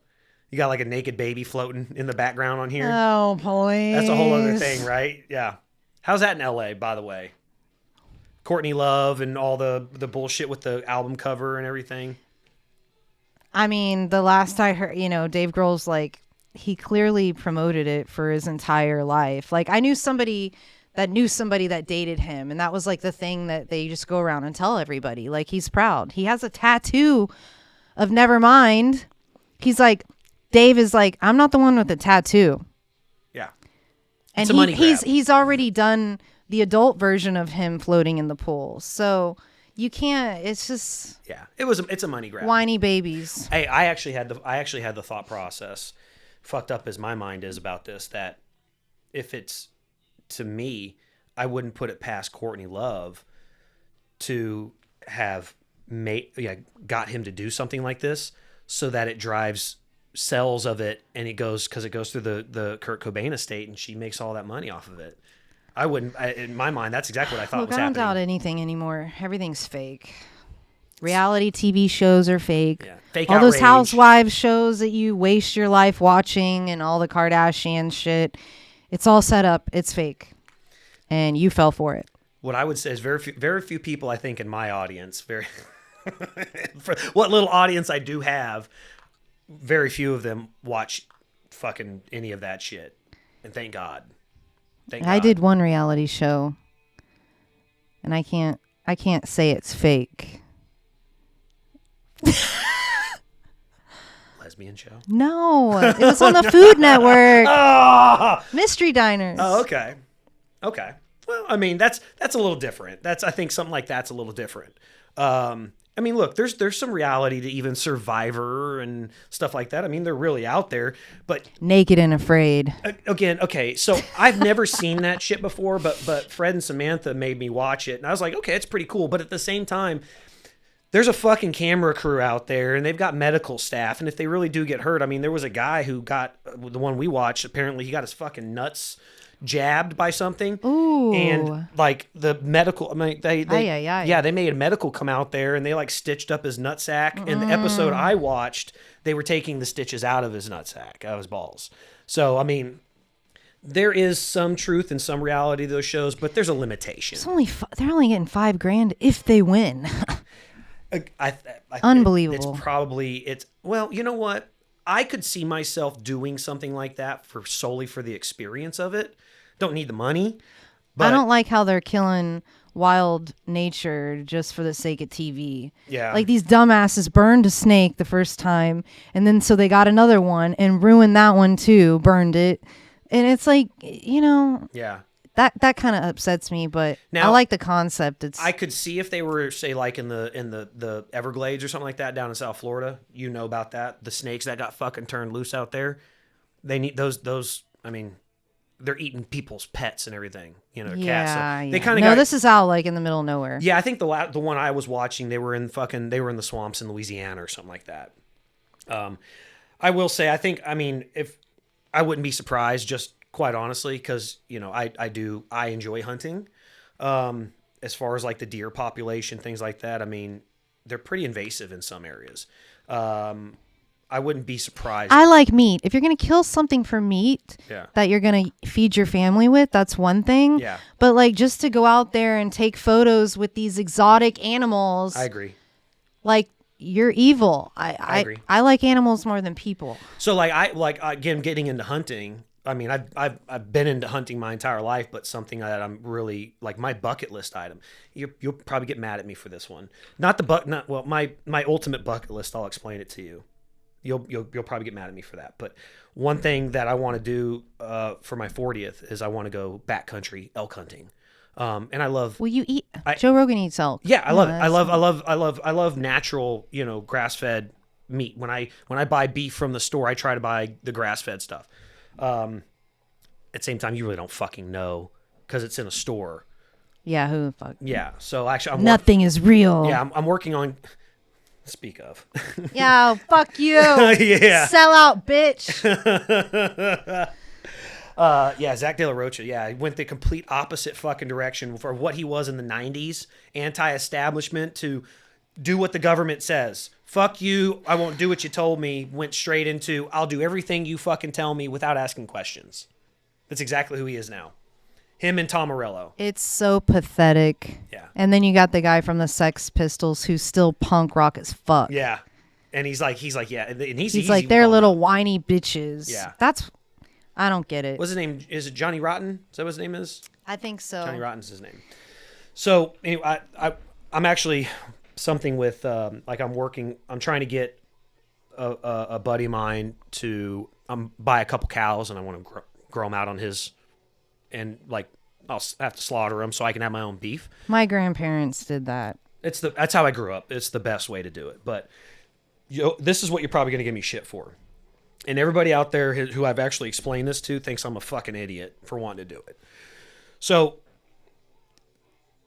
the higher probability of death, the more excited I am about it, right? Like we jumped off the stratosphere in Vegas, just with a cable and a harness on our back. You fall 850 feet in less than 8 seconds. It's fucking awesome. It's awesome. I'd need a diaper. It's so fucking cool. But anyway, I love that stuff. So I want to hunt and stalk a predator animal, but one that is not, I'm not talking about like a lion, I'm not talking about an African animal, nothing like that. A cougar, and I'm not talking about like a 45-year-old, here in Houston or anything like that. I want to stalk and I want to kill a cougar because you can get tags and licenses for them, like a mountain lion. But I want to do it by hand. Why? Because and how cougar is our fucking... It's a good reason. Tomball cougars. I think that would be kind of a big funny mascot. Big funny fuck you at the same time. To hand. Oh, I don't like it. But yeah. I don't like it, Jason. But here's my thought. Unnecessary. I got to do it in the dead of winter. Well, because they'll be slower. Or at least when it's cold. I'm gonna have a dog bite suit on, and a chainmail, like a shark chainmail. A dog bite suit, like for the training of the dogs. When like it's really thick and everything, so dogs that like the Belgian Malinois can't bite through it, and then a chainmail over top of that, like a shark suit. And my thought process is that, and I know what would really happen. Is like I'm in a tree stand and I sit there and I would have to wait for a long fucking time, day, maybe 2. I don't know how long I'd have to wait there, but maybe one comes by at some point and But why? What's the fascination? I think it's a very... I'm a cat lady. I know. That's why I told you, that's why I knew you were going to hate it, because it's a cat. I have a very weird, morbid fascination with death. And it got worse after my father passed away. I don't think it's not like toxic masculinity. It's not. We need more of that shit in this world. Come on. We do, but not killing cougars. That's where I draw the line. What if it was like a feral dog? What if it was a big? Would you have a problem if I jumped out of a tree and killed a bear with my hands? Would it be the same? But why? If it's life or death and it's self-defense, that's one thing. But sure. This was honestly it was something that I'd imagined or thought of for a long time, and I never thought about the logistics of it until recently. And I kind of become fascinated or actually obsessed with the idea of doing it. I think you need to get in tune with your inner self. You think I need therapy? And tune into your third eye and do a meditation and figure out, why is it that I'm fascinated with this? Why am I fascinated with death? Why do I need to kill an innocent animal in nature that's just doing what they naturally do? Well, in some instances, they give out licenses to hunt them for specific reasons, overpopulation in areas. They've actually gone maybe into areas and killed something. Someone's dog, cat, mauled a kid, something like that. I don't know. But it's just an idea. Maybe you make a business out of people calling, I've got a cougar in my backyard, and you're the guy that goes and it's your job to do it, and there's a purpose behind it. Yeah. So that in itself, I don't know, because I think I'm never sure that it would ever happen, simply because I'm not sure I would be allowed to do it how I want to do it. nor am I positive legit because I've Like you want it to be like Legends of the Falls, where like and you're like rolling around like he rolled around with the bear. Yeah, something along those lines. In my mind, What if you end up dying in the whole process? In my mind, your face gets eaten off. I'll have a face mask on, that kind of thing. You ever seen? Okay, so in Jackass, like Johnny Knoxville, these guys, he gets attacked by a dog. And he runs from the dog, and he's got the whole suit on. It would basically be that, but on top of that, I would have the shark bite suit over top of it. So he would be pretty hard pressed to go through a mask or anything else. So how will you move if you're like this? Again, logistics of it haven't been fully worked out. First off, I know for a fact there's no jumping out of a tree. I'd be falling. It would just be straight falling. It would have to be. Like, I would have to probably fall directly on the And animal. then you break your leg, and then the cougar attacks you and gets under the suit because you can't move. Right. And he goes straight for my crotch. More than likely would happen. Karma's a bitch. In my mind, I tell myself that it would be an amazing story at my funeral. In my mind. You're thinking about death again. I'm fully accepting of death. You can be accepting and not be fantasizing about what people are going to say about you at your funeral. Just, I think that if I'm planning on doing something, that I have gone to think about all the process of it. I have this weird thing that I've always thought about, that a very good gauge of an individual, of how well they lived their life, how good of a person they were when they lived, is based on how many people show up at their funeral. When my father passed away, I came to believe very differently about that, because my father did a lot of stuff. I mean, you met my father numerous times. The people that didn't show up, I was very surprised with people that didn't show up to my father's funeral. And it said a lot to me. That said, didn't matter how fucking good you are, doesn't matter who you take care of and the good deeds you do in your life, there's still going to be people that are fucked up and they want to hate, and for whatever reason. So I've gotten to the point where, you know what, it's not how many, it's who does. And it's how they remember you and what they say about you. And that's become my thought process. And so it translates into, this would be a great fucking story for my friends to tell for eternity if it were to happen that way. No different than if I happen to die when I'm running with the bulls. Testosterone, man. It's a blessing and a curse. Yeah, you're right. I can't support it, but again, I'm not sure it would ever be able to happen. Number one, again, logistically, I've not gone through this is why I knew you were going to hate it, because it's a cat, and Amber's a big cat lover. On top of the crystals, and then all the other stuff, it goes anti-vax, crystals, positive quote, cat. Well, medical freedom. Right. I support medical freedom. Right, yeah. Not anti-vax. You are pro-choice. Yes. In that respect. Okay. Here's a question. You have no kids. You've not had children. Obviously, Texas will get away from me killing a cat. Change that subject. Yeah. Texas recently changed a law, or not? They enacted a new law that said a woman cannot have an abortion once a heartbeat can be detected, which effectively is about 6 weeks, somewhere between 6 and 8 weeks, because it used to be like, up to like the second trimester, I think. Now it's if a heartbeat can be detected, or if a heartbeat is detected, they no longer are legally allowed to perform an abortion. Being out in California. Eye roll. Yeah. Obviously, most of the country, I personally don't agree with it. I don't agree with it, like, to that aspect. But I'm not a woman. You don't agree with what? I'm not I'm not pro abortion, but I'm not pro telling a woman what to do with her fucking body either. Yeah. Like a woman, it's her body, not mine. She chooses what she chooses. It's between her doctor, and her God. That's it. Now in California, it's pretty far the other way with it. I mean, it's like it's a pretty. I mean, New York, all the way up to the baby can take its first breath. An abortion free. That's crazy to me. Yeah,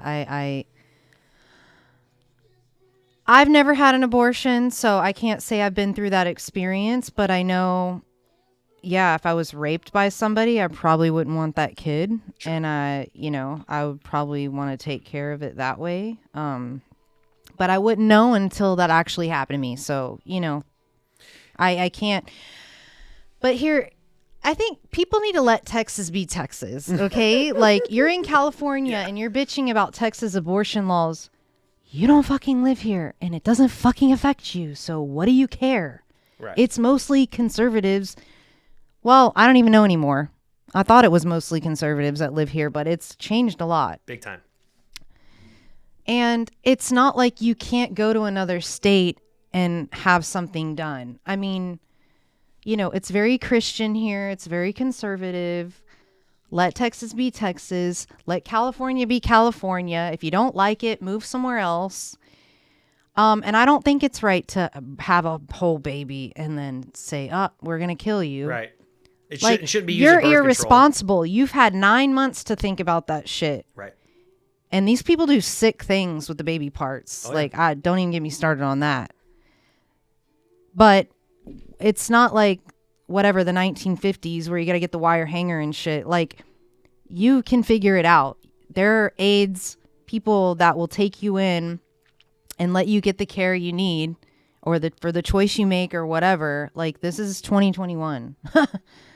Like, people are just psycho. You have these crazy feminazis out there with their fist in the air and saying, it's almost like they want to get an abortion. They're like, fuck yeah, I fucked and I got Cayman and I'm going to fucking get an abortion. It's like they're trying to get pregnant, dude. Like, you're being irresponsible. It's not a fun process to go through an abortion. Right. And like, there are so many things you can do. You take birth control, you can use condom, you can do pull out. Mm-hmm. I've never had after pill. I've never had a problem. I don't even take birth control. But like, you don't need to be out there reckless and like just wanting to kill babies. Right. Like, it is a precious thing to create a life that some people, they try so hard and they have to go spend, $100,000 or whatever the hell type of money just to try to get pregnant. We've got a friend that we went to school with. They've been trying for years. Didn't think they were ever going to be able to have a kid. And they just recently it's announced just an they're pregnant. ignorant, disrespectful slap in the face. And these people that are like, this baby isn't going to tell me what to do with my body. It's like, are you retarded? I saw a video. Did you see that lady talking about this baby doesn't have rights over my... You created that, you fucking idiot. I just spit. That's how aggravated I get. Ignorant.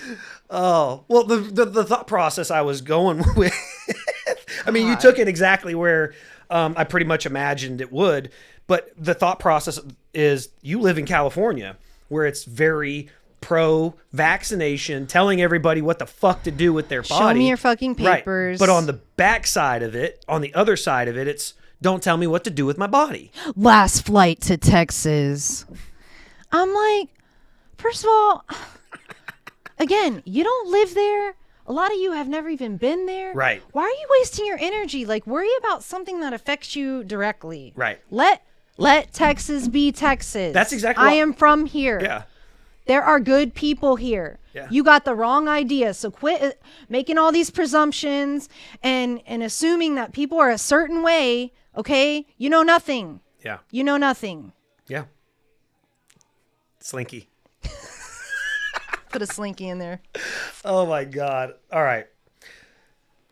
There I have a shitload of stuff. I could do this with you all day long. I know. I would do it all day long.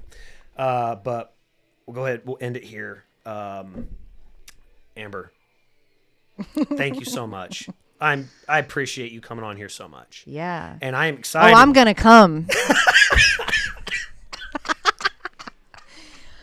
I'll be shocked if anyone gets through this whole thing. God bless. You know, okay, back up there. I have, and I'm dead sincere about this. I mean, you watched. I know you probably haven't watched every single show all the way through. Some of my ridiculous ones you've watched. You've told me about them and stuff like that. I will get comments, and people will contact me through Messenger, Instagram every single day. They watch the whole fucking thing, and I'm like, seriously? Like, you made it through? Like, I will rewatch it. You can have it on the background while you're like cleaning or doing something. You know? See, when I'm in like the day after I post them, I put them on the computer and I'll listen to them while I'm like working and stuff. And I'm like, oh my God, I can't believe I fucking said that. You know, I'll do that. But I'm thinking to myself, but that's me because that's me on there. And I'm thinking to myself, well, you actually listened to it, the whole thing. Well, thank you. You're the reason why the average went up from like 13 minutes to like 18-minute average watch time. By the way, I went on your fucking YouTube channel. Oh, God. Yeah. You've got a video on there. That you posted years ago. I need to delete, probably. No, it's like I think it's like you show up in an app, like it's some video that you got brought into and put into. And it's got like several million views on your channel. What is it? People are going to have to go to your channel and find out. Oh, God. They're going to have to go to your YouTube channel. Because they can't find you on Instagram. I mean, they can, but... I'm shadow banned like a motherfucker. Yeah, I haven't seen your shit in a week. Really? I haven't seen your shit in a week. Yeah. Fuck it. Even with me knowing you were coming on, I had to go look for you. Because you know how the algorithm works? Like, I could be texting a friend who I don't see their stories and shit. I could be texting a friend, and then like an hour later, I'll get on Instagram or Facebook, and their story will be right there, or a post that they put up will be right there. Oh, and now they got a new stalker feature on there. Last night, it's like, you have a new person detected on your account in Tomball, Texas. And I'm like, yeah, bitch, it's me. Yeah. Like, Yes. And then you can like click on it and like accept that it's you. But it's like, I already know it's me, bro. Like, I don't need you to track every little, you already are tracking. They're tracking your location and everything. Sick of this shit. Yeah. So, all right, Amber. Thank you. Thank you so much. Thank you. We will continue this for number 2. And I will let you know about all the hate mail. Yeah. Hater. We got them haters. Means we're doing something right. Something.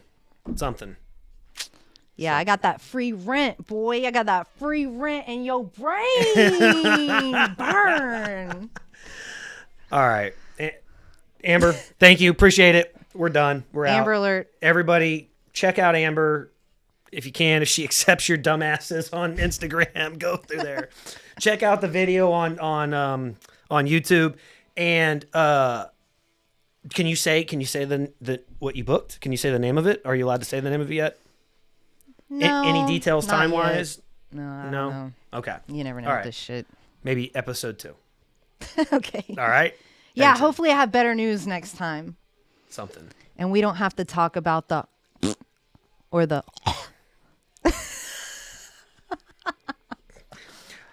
I think there's probably a good part of this show that would, if I was getting paid for any of it, that would be demonetized anyway. Yeah. Said the word cunt. We're not allowed. Oh, whoops. Well, you can say it, I think, but you can't call someone that. So It wasn't a particular no, individual. you weren't naming anybody or nothing like that. But apparently, that's a YouTube guideline. If you call someone that, they can demonetize you. But I don't get paid for the show anyway, so it's just like I said, it's me having fun. Well, the tube of the U can shove it. Yeah. Oh, I got new, user guidelines agreement yesterday, all this other bullshit. Yeah. They updated their standards, which now they do like every 2 weeks. So less pay, more censorship. So we can do this. If you talk about this, if you have a show that talks about ivermectin or ivermectin, however the fuck you say it, that specifically is advocating for it or something like that. Oh, yeah, they mute it. Like Tim Pool's, they just straight cut it off. Yeah, you should check out Weinstein, Eric Weinstein. Yep. Him and his wife. I have. They're amazing. My boyfriend loves them. Yeah, they got a great book out, by the way. Have you read their book or listened to it? Fantastic book. Anyway. Smart people. Great. Smarter than us. Smart, way smart, fucking smarter than me, that's for sure. Me too. All right, Amber, thank you.